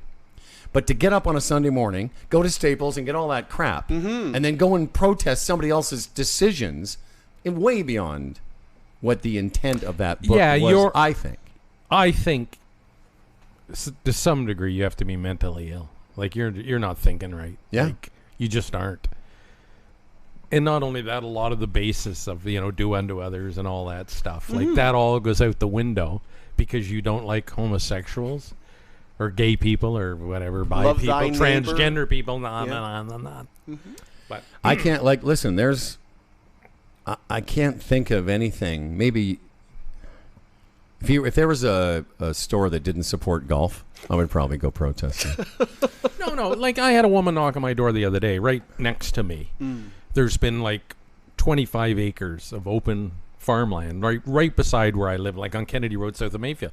It's been, an old woman owned it, and she didn't want to sell it to developers because she just wanted to keep that open space. She had lots of money, just lived down Kennedy Road a bit. She dies, her kids take over, of course, bang, they sell it. Well, now the woman's knocking on my door, protesting, so to speak, that it's going to wreck the neighborhood, there's going to be too many houses, the density's going to be too high. That kind of stuff I see. Although I told her I'm really not interested, you can't stop progress, but you know what I mean? That type of stuff, it's, it's like a monetary thing. It could affect your life directly, which it could. Absolutely. Like if somebody was like, hey, we're going to build something across the street here that could affect your real estate values. Yes. Could you come to a meeting to discuss it? I might go. Right. Because it is a direct effect to me. But somebody's lifestyle choices, good or bad for them, good. Do whatever you like. Are you hurting anyone? Great. As long as you're not hurting yourselves or others, you do what you need to do. Because we're all here for a really short time, and I don't know where you get the energy. That weird kind of Mike Pence stare. Yes. Your whole life is built around this book that, as I said to Dan, not everyone even agreed on some of the content of it, and that's why over time it was changed. I mean, most people don't even know the fact that at some point in the history of the Bible, it was reinterpreted. Some versions came out, and those versions were completely written by other men. And say what you want about Trump, that Mike Pence really scares me. Like, seriously. If Trump's impeached, what happens? Does Pence take over under say he was removed from office? Again, it's only a year, and I'm of the mind, everybody should just shut up, go away, and let the election decide it in a year from now. Yeah. I mean, really. But this Mike Pence guy, have you seen him and listened to him? Just the look in his eyes. Yeah, that weird Mike Pence stare. He's scary. If you hear this is a great endorsement why you should be on our Twitch feed, because we have this character, and I know all the guys are very funny, but this thing he's just written is really funny. He said, "Me Chinese." I wish we knew his real name. He says, with the legalization of cannabis and same-sex marriage, the prophecy of the Bible has been fulfilled. A man who lays with another man shall be stoned. Love that. Okay. Anyhow, we got to take a break here in a second. We're going to come back. Lots more to get to. There is a story about David Bowie that you're going to be interested in. And speaking of meat, it's good. It's all right to eat red meat, apparently, Howard. Is it? Yes. And did we miss International Podcast Day? Yes. When was it? I think it was 2 days ago. Oh, we missed it? Something like We that. missed International Podcast Day. We missed it. And thanks to Brad Urbanowitz, who's a big fan of ours on Twitter, said his favorite podcast on International Podcast Day was Humble and Fred Radio. Aww. So that's nice news. All right. Oh, now they're arguing. I don't think Jesus ever addressed homosexuality. Who cares? He was hanging out with 12 guys and a hooker. And what was his deal? He just showed up. All right, we got to take a break now. We'll be back. It's Humble and Fred Radio on Canada's comedy superstation, Funny 820. And around the world, you can download this podcast, as thousands literally do each and every day, and we thank you at humbleandfredradio.com.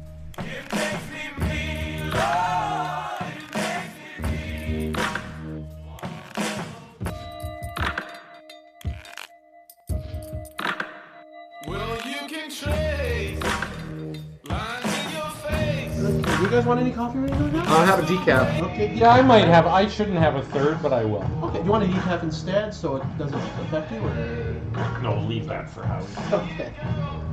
But yeah, Houston Airport was either that or Wendy's. Research finds cutting back on red and processed meat won't hurt your health. Will, or if you cut back won't. on? What's that mean? Sorry?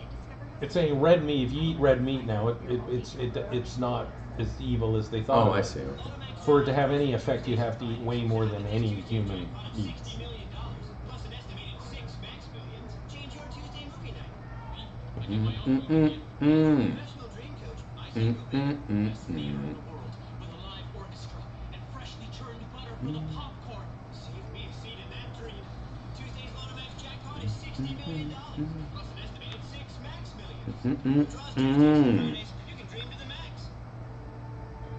I don't eat red meat once a week. I haven't had any. And you know what? It's funny. Since my stomach's been bugging me, I've just kind of stayed away just because of the heaviness of it. I could eat it. No, I could too. In the winter. You know, I'm on the fucking air right now. I can't be going back and forth about cryptic shit. God damn it. Why won't you play golf with me today?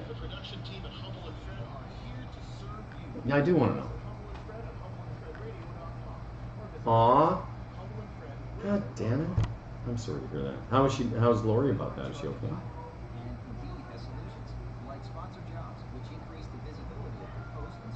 Yeah, that's too bad. Is she not well? Or she's just old? Well, tell Lori that I've gone through it, and, you know, she'll get through it too. It's not easy. Well, my mother, that's how she died. She died of Alzheimer's. Oh, I had it. Yeah, you're very funny. I forgot. You're hilarious. Who's Henry Sabassas? Who the fuck is that? Is that Stu's friend from Firestone?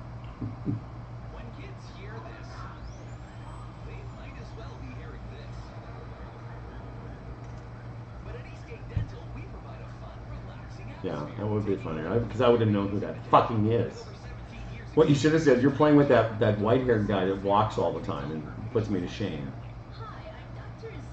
All right, dude. Thanks anyway. Fuck ye. So, I want to sit with you at the grown-up table tomorrow. That'll be fun. I want to sit with you guys. Yeah, we'll say, no, you're not part of it. Oh, by the way, I loved what I thought. I was not going to respond to this. So Jimmy goes, I think a good idea would be to write a list of 3 good deeds, and then he writes 2.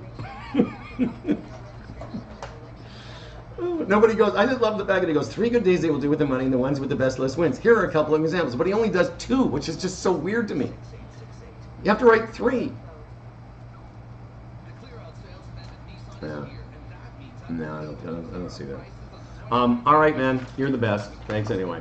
Bye.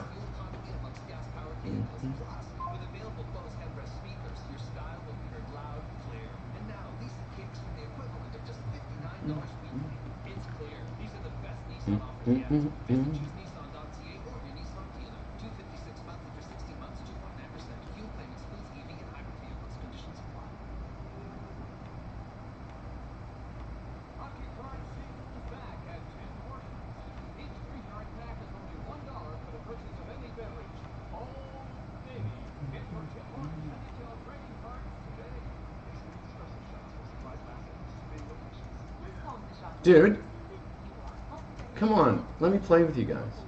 I'll call Brown and get on. What's that mean? Oh, okay. Yeah, no worries. Okay, well, have fun. I'll see you tomorrow. I'm so jealous. Okay. Bye-bye. Fuck. Well, I'm going to go to a golf course and just play. I'll get on with somebody. I might go to heaven. But I'm definitely playing today. I'm in a tournament in 2 weeks. You need anything? Should be the last commercial. Do I need anything? Yeah, like, do you need any, what's this? Oh, that's the email you just sent me. What's this one? Already? Oh, yeah, yeah. We've got a few things already. Yeah, no, I saw that.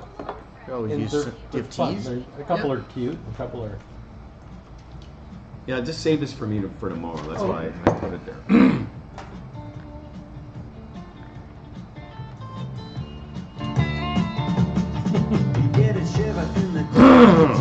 In the bog. In the meantime,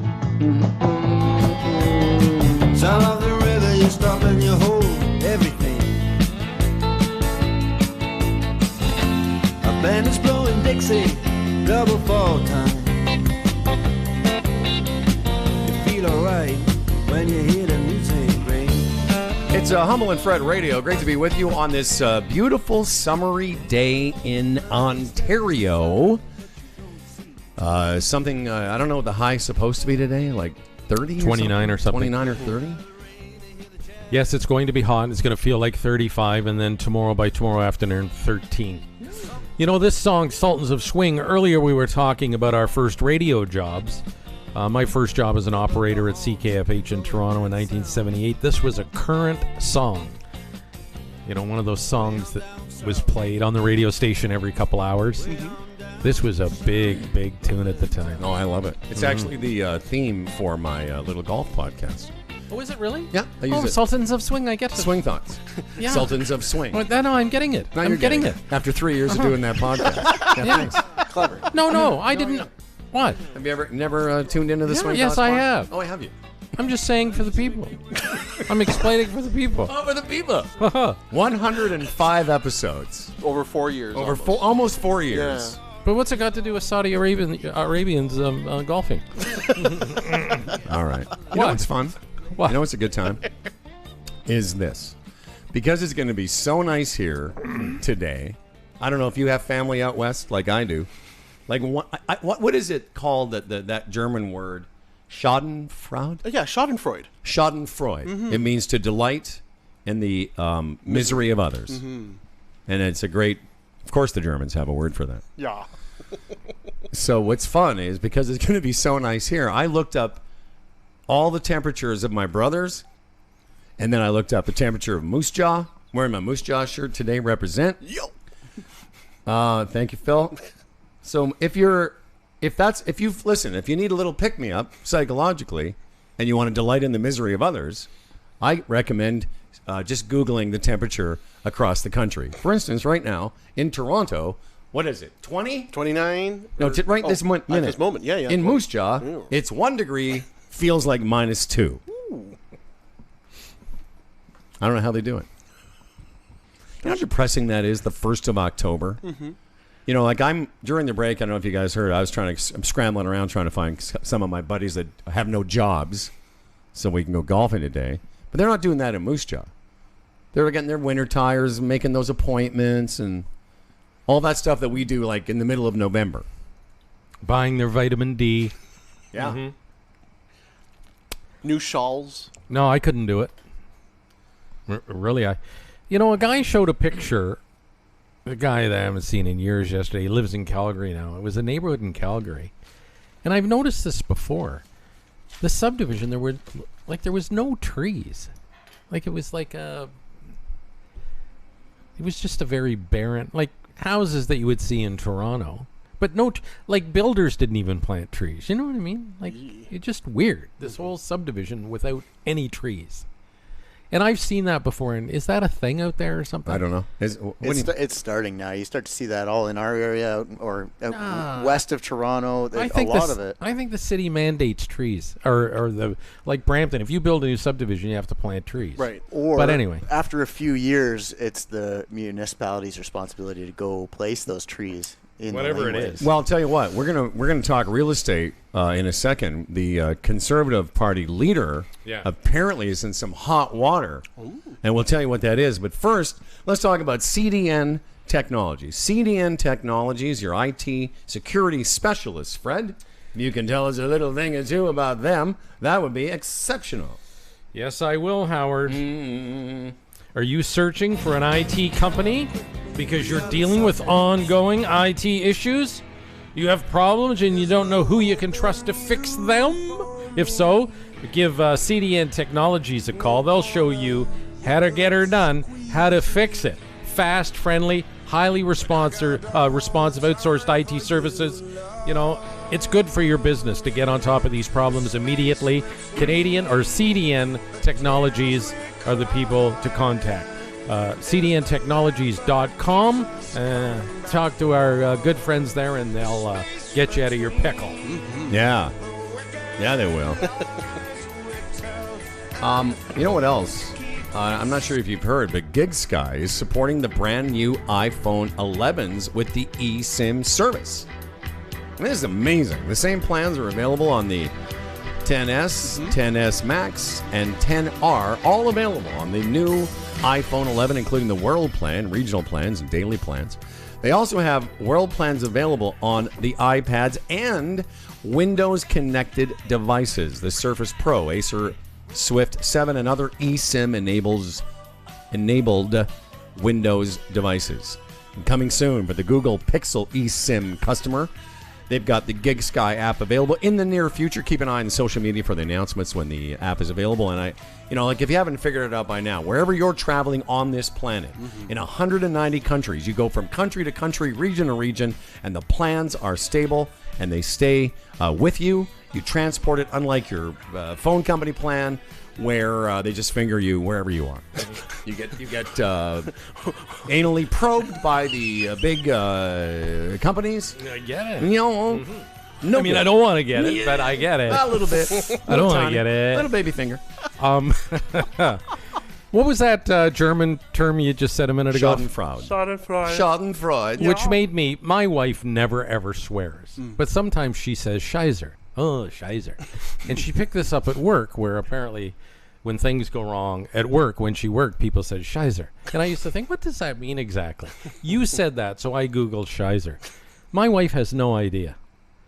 Scatological type pornography, especially if it's produced in Germany. Yeah, That's what it says. It's Scheiße. Yeah, it's the word for poo in German.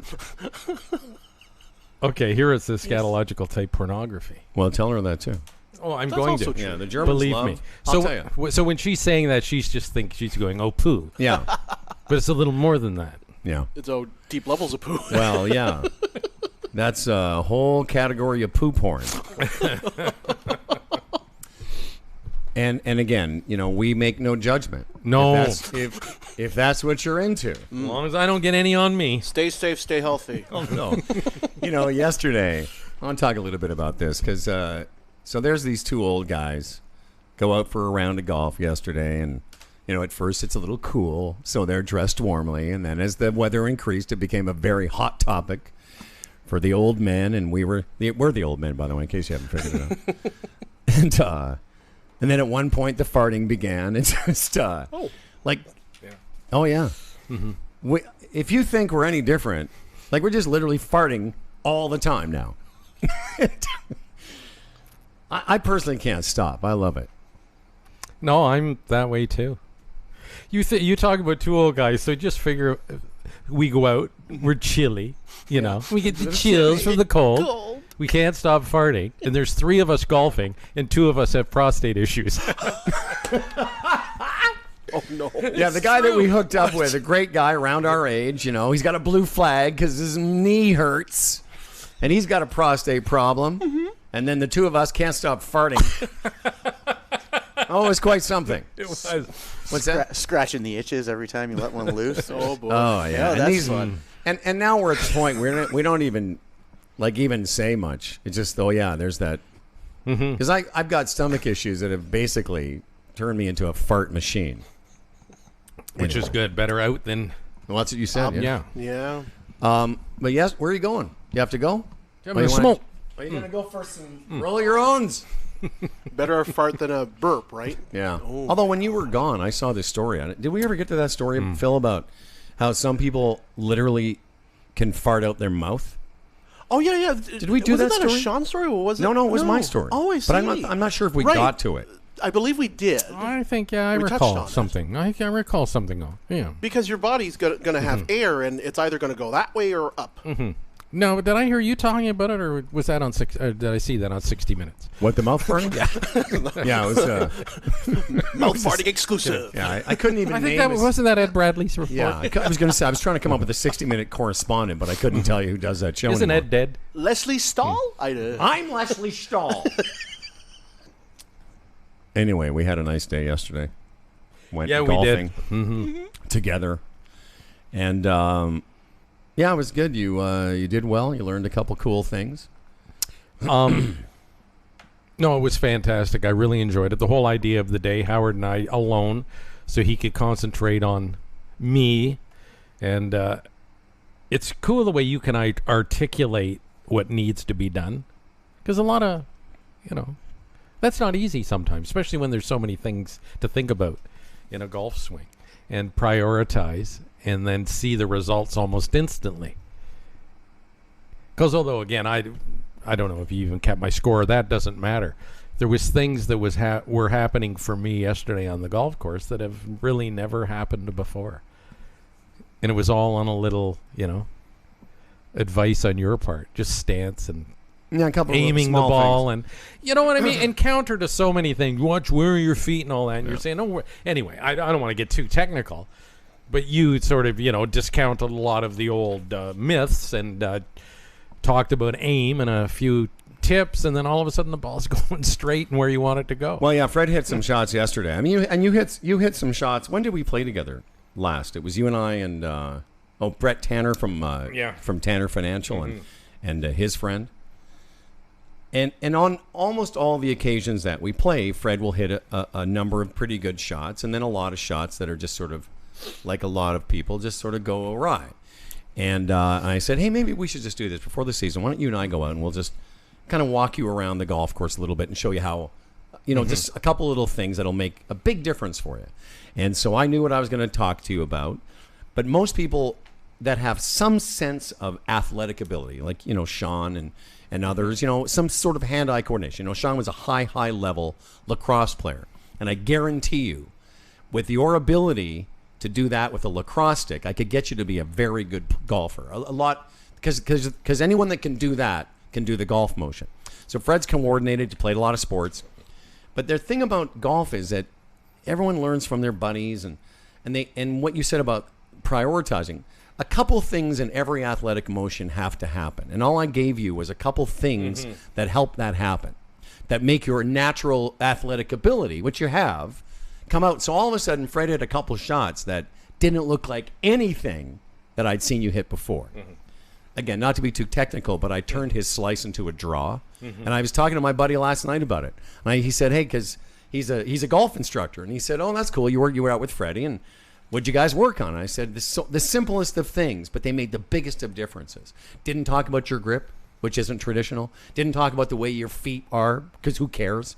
But I gave him just a couple little things, and all of a sudden the ball started going from, in his case, left to right for a left-handed. Are you left-handed or right-handed? I'm a lefty, yeah. So that's a draw for a left-hander.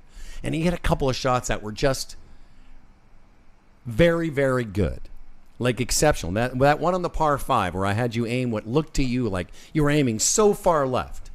Again, for a left-hander. Because the mistake, and if you're a golfer, this will be key. If you're a right-handed golfer, what most right-handed golfers do wrong is they aim too far right. They're aimed way too far right, and they pull everything across to the left. Left-handed golfers aim way too far left. As well? Yeah. Because most golf courses are for right-handed? But your problem was the opposite. You weren't... Well, you had me aiming pretty far left, Justin, and I just... It felt uncomfortable. Oh, that's right. You aimed too far right. Yes. Yeah. So you had me left, and the thing is, it felt uncomfortable. It didn't feel right or look right, and bingo. But to your credit, because most people do that. They go, oh, this feels awkward. I go, yeah, it feels awkward because you've been doing it incorrectly your entire golfing life. And anyway, after a couple holes, he kind of caught on to this, and there was this one shot on that par 5 where you aimed it left correctly, and then you brought it back. Yeah, normally a right-handed golfer would aim too far. A left-handed golfer would aim too far right. Anyway, and then when you hit that shot, I'm like, that looks like a real golfer. And I said to you, you have that ability within you. It's just no one ever showed you how. Well, that's it. Because, again, most... casual golfers and most of the people that I golf with traditionally don't have the knowledge or the experience or the technique that you do. It's all about comfort. You're out there with a couple of guys. You're trying to pretend you can play the game, and you just want to be comfortable. Well, so it's like anything else in life, right? You have to go outside your comfort zone to get better. And this just totally applies. I started my little journal last night, too, and that's what I'm going to do. Honestly, I got this little pen, and I'm going to put 4 or 5 key things, and I keep it in my bag, and before every round I'm just going to bring it out and review, because honestly, Howard, if I don't golf again until February, will I remember those things? And there was about 6 or 7 key things that I'm just going to write down and have in my bag. Yeah, but from yesterday there was only 2. And I will tell you this, whether you're playing tennis or racquetball or whatever sport that you play that requires you to be away from the object you're hitting, a slap shot in hockey or a wrist shot or whatever, there are just some basics. And golf's no different. I mean, it looks like a complicated motion, but again, I didn't get into it because your grip is not sort of traditional, and that's fine. You can grip it the way you want. You're a 62-year-old man. You're not going to change that. But there were a couple things that are just basics. Where the ball is and where you're aiming in any sport is key. So imagine if you're in tennis and you go to serve it across the court, but you're aiming way far right. Your body then can't make that motion. So yesterday it was just cool because as I've said to you, you're pretty coordinated for a guy that doesn't play that sport.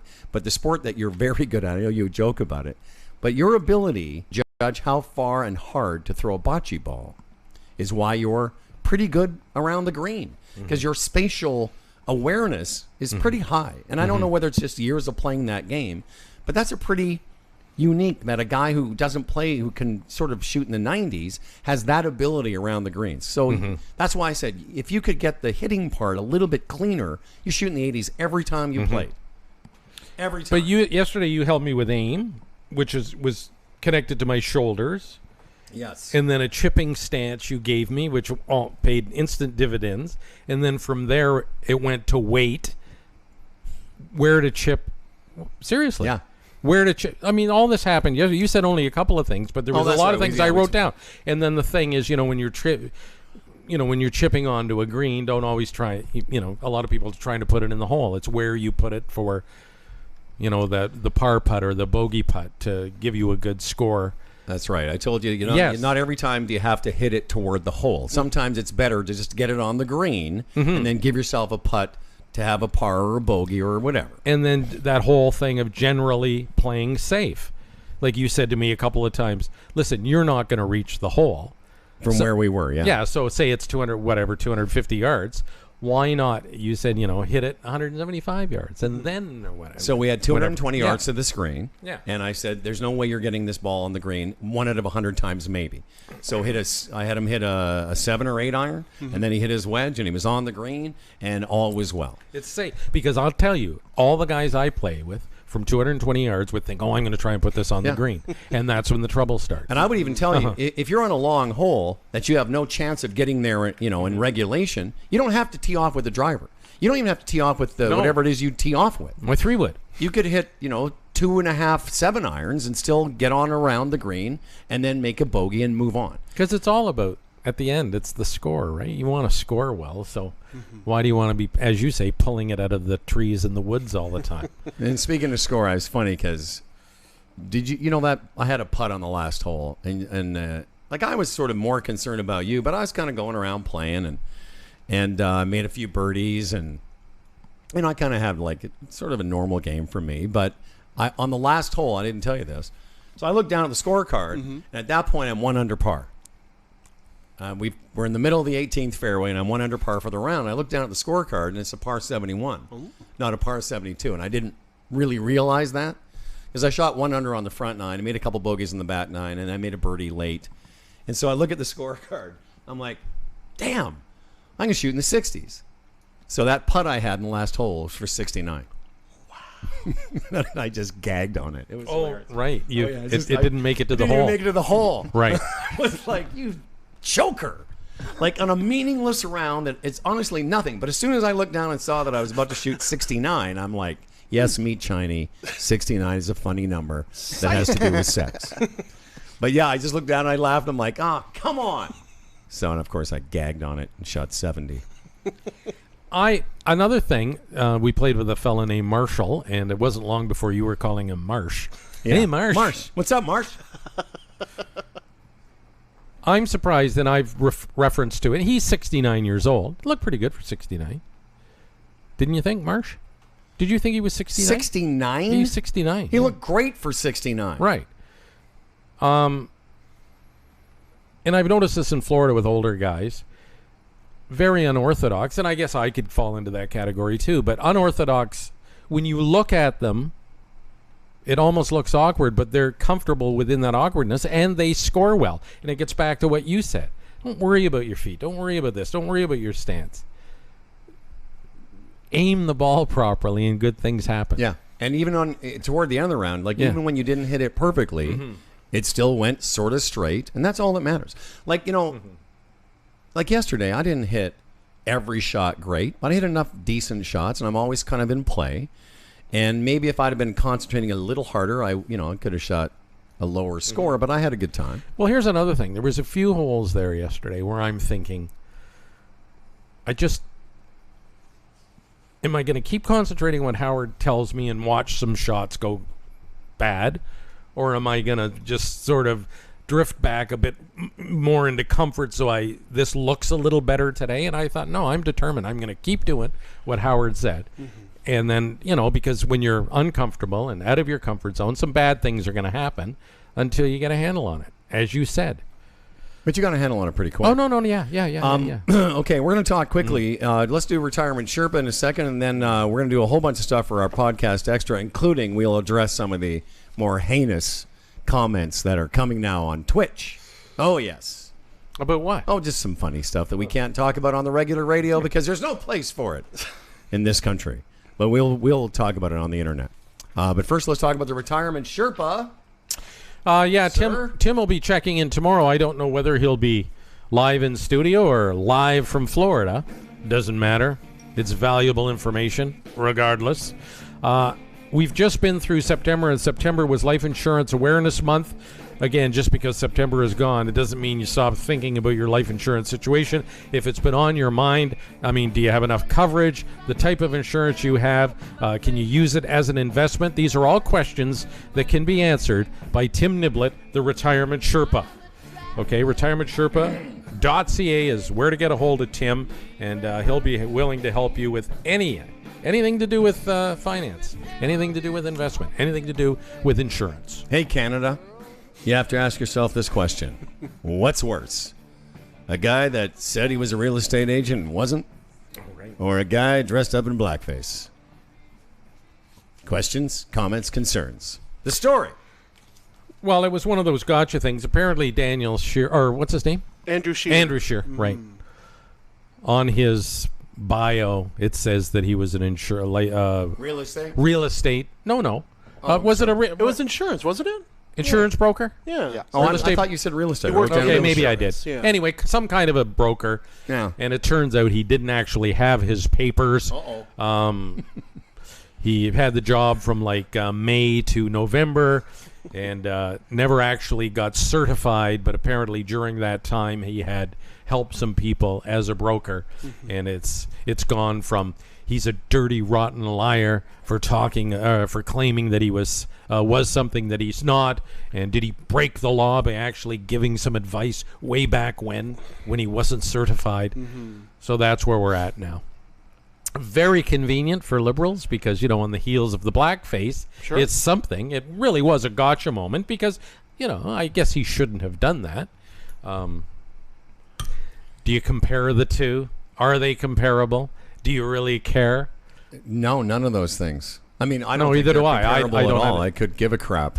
That's not seriously. So he lied a little bit on his resume, Well, that was- like everybody else. That was the conservative shtick all along, saying Trudeau's just a teacher, and it's like, well, at least he went to teachers' college and got the certificate, and then put on the blackface. See, here we go. Three times. See, it's like everything else, Howard. It's political. It's Three all times the blackface. political bitching. I can't wait for a liberal to come to this door because I just got my voter registration yesterday. Can't wait. Ooh. Because I want to just go 3 times blackface and shut the door. Okay, we got to go.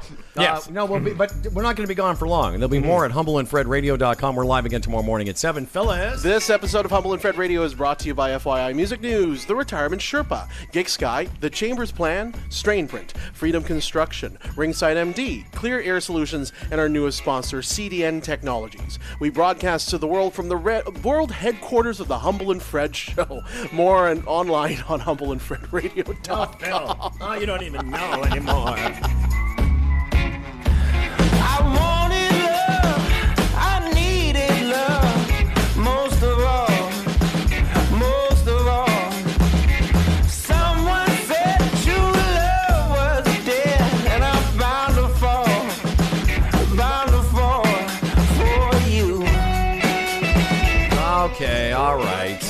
Yeah, it was insurance broker. Yeah, and somebody on Twitch is saying, I work in insurance, that's misrepresenting yourself. And that is.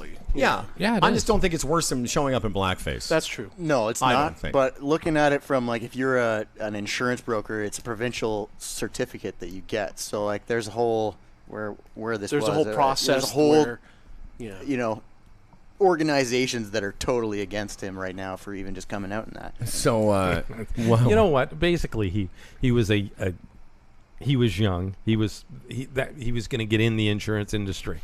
So on his resume, he just put, I was an insurance broker. I mean, as I say, Sean absolutely despises anything conservative. So, of course, you'll, honestly, Sean, so you'll jump on that. And the thing, it becomes political because, again, if we reverse the thing and this was Justin Trudeau, it would be those who are liberal would go, it's not a big deal. Like a lot of guys are doing with the blackface. So, yeah. My point is, does this make me any less? You know, he didn't claim to be a doctor or a gynecologist or something. You know what I mean? It's like he wasn't performing, surgery because it's something he read online. He was probably in an office just, doing the in-between work for a broker. Yeah. And called himself a broker. So when we were talking about golf there, which is, I hope that wasn't too technical. It was fun, though. I enjoyed watching you. I enjoy watching you hit those shots. Like, I get a kick out of it because it really isn't. Like, it's cool to see somebody that can do that. Because I saw how you were uncomfortable almost on every shot, and you stuck with it, which is not what most people would do. But Chani heard that. He goes, wait, so everyone's got this natural ability inside them, but they just haven't been properly shown how? Who knew that golf was just like an anal orgasm?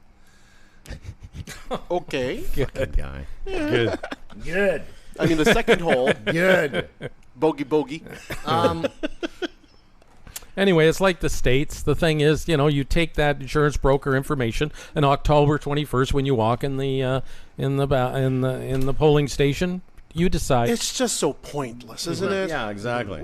So what if you weren't an insurance broker? So what if you were a teacher? The blackface, maybe that's an issue, but you get what I mean? Maybe that's an issue. My MP and my That is Trudeau's grab him by the pussy. Yeah. To me. Yeah, but my MP who represents Trudeau Grab by the Pussy Party happens to be someone that my sister knows because his kids plays with her. So it depends on who you know and which riding you're in. And it does. You get what I mean? A great point I heard the other day was, let's get this straight. So, Justin Trudeau was a drama teacher and didn't know the history of blackface in the theater? Yeah, exactly. Like, dumb. How did that happen?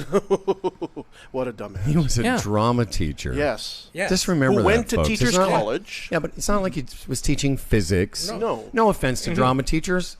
Great. No, it's great. Some of my favorite teachers were in the drama department. Great. But that's not who the prime minister is. No. You can't have a prime minister. Like, think about it. Like, most politicians have a background in law or political science, or they've gotten some heavy-duty post-secondary. But so Andrew Scheer pretended to be an insurance broker. So what? I'm not even sure he pretended to be. I think it was one of those things. Yeah, I worked in the insurance industry as a broker. Like, it's not. If it came out and said, he was performing surgery without a doctor's certificate, we got some problems here. Oh, yeah. Quickly, Jimmy Carter is 95 today. Did you get enough time? Are you feeling like you got enough time today? Because I'm going to wrap this up pretty quick. Yeah, no, it's fine. You sure? Yep. Do you want to say something? We got my Friday show now, so I got lots of time on Fridays. Let it go. Let it fly on Fridays. That's it. Crack of noon. And to be fair, when I said that you hate everything conservative, I've just been looking at some of your online banter lately, and I'm trying to get a bit of a razz out of people, though, too. You I've always been more of a centralist, though. So you're going to be here on Friday? Yeah. Yeah, because I'm going to be out of the country. So I've got this one. Do you? I do. I am planning to guest this Friday with Sean, so just make sure we have some make sure reassurance. the alarm is set. Absolutely. I don't want to get any. I don't want to get the call either. I don't want to get any calls from the I got the alarm call company. because of you, Sean. Come on. I had to set it yesterday. It was nerve-wracking. Oh, my. I wanted to make sure I did it right. Yeah, well, it's not that hard, really. No, I know. So Jimmy Carter is the oldest living president now at 95. So, who's that? Ever? No, now, alive. Well, okay. I don't know. No, the oldest living ex-president right now is Carter. Sure. So who else is alive right now? Bill Clinton? Yep. Barack. Clinton's in his mid-60s. Well, Jimmy Carter would have been anyway. Bush Are you sure it's not? No president has ever lived in the history of presidents as this I old. don't know that. I'm just saying it's his birthday today. He's Right. 95 and is Oh, I currently see. the oldest Okay. ex-president. I see what you're saying. But Right. who okay. are the others? There's Barack. There's Bill. Bush George, Jr. George is dead. Oh, George Jr. still alive. That's right. So that's 4. That's really it. That's it. eh? Yeah. All right. Nixon's dead. Reagan's dead. Everyone else before is dead. You know, getting back to this conservative thing, I was talking about it with Rachel. I said, one of the problems with confirmation bias is what this is people didn't like Stephen Harper, but couldn't actually articulate a lot of reasons. They just didn't like him because it didn't confirm with their bias. Right. And I said, Trudeau thing is the exact same thing. People liked him and elected him for a lot of reasons they can't really explain. That's It's just true. that was part of your confirmation bias. You go, yeah, liberal's great, young guy, but you don't really look into who he is or why he's qualified for that job or why did the liberals run him at that time, etc., etc. How long was he a member of parliament before he was prime minister? Anyone know that answer? Approximately 7 years or something like Yeah, that. it Like was he came in. Yeah, but did you ever 2008 or hear so, or- anything out of his mouth in 7 years? I didn't even know he was a thing. See, I didn't know he was a member of parliament. I remember seeing him in whatever the channel is that you watch, the CPAC government- or whatever. CPAC or whatever it is. Yeah. But Fudgeback. yeah, he was. It was back when he. the brown chamber. It was back. He had like that little fake goatee. Oh, thing yeah. underneath Jazz his Pirates of the lip and Caribbean. had a stupid mustache. He just had long hair. He just kind of looked ridiculous every Boxing time he other made a speech politicians. in the House of Parliament. Yeah. So it was kind of. Yeah, I recognize him from back then. But speaking to, I know you think I'm conservative. I've always been more centralist, but or left wing. But I like to poke the bear a lot, and that's really. Yeah, you do. Halton Hills and Wellington area. It's like been conservative for 50 years. So I like to, the big blue, poke the friends and family and see Yeah, what's well, going on. It's like the climate change thing, which is you really have to tread lightly through that based on your position, and because people are so ready to jump. It's like the Andrew Scheer thing. To me, he makes the most sense. He says, yeah, there's a problem with climate change. What's our plan? Take a slow, methodical, rational approach to it. Which after an election, isn't going to come back and bite him in the ass, where Trudeau and all these people, we're going to carbon tax, we're going to shut this down, we're going to shut that down. They'll be elected, and none of that will happen. And this is the fault of generations of governments before us, because Well, we were supposed to be on that methodical, slow walk, and instead we just ignored everything. Either party. All I'm saying is, why hang yourself out there only to be called a liar? Because that's what's going to happen. I'm against diaper change. Well, I want to say I was always interested in like Jack Layton when he was alive, and the leader of the NDP. I know who he was.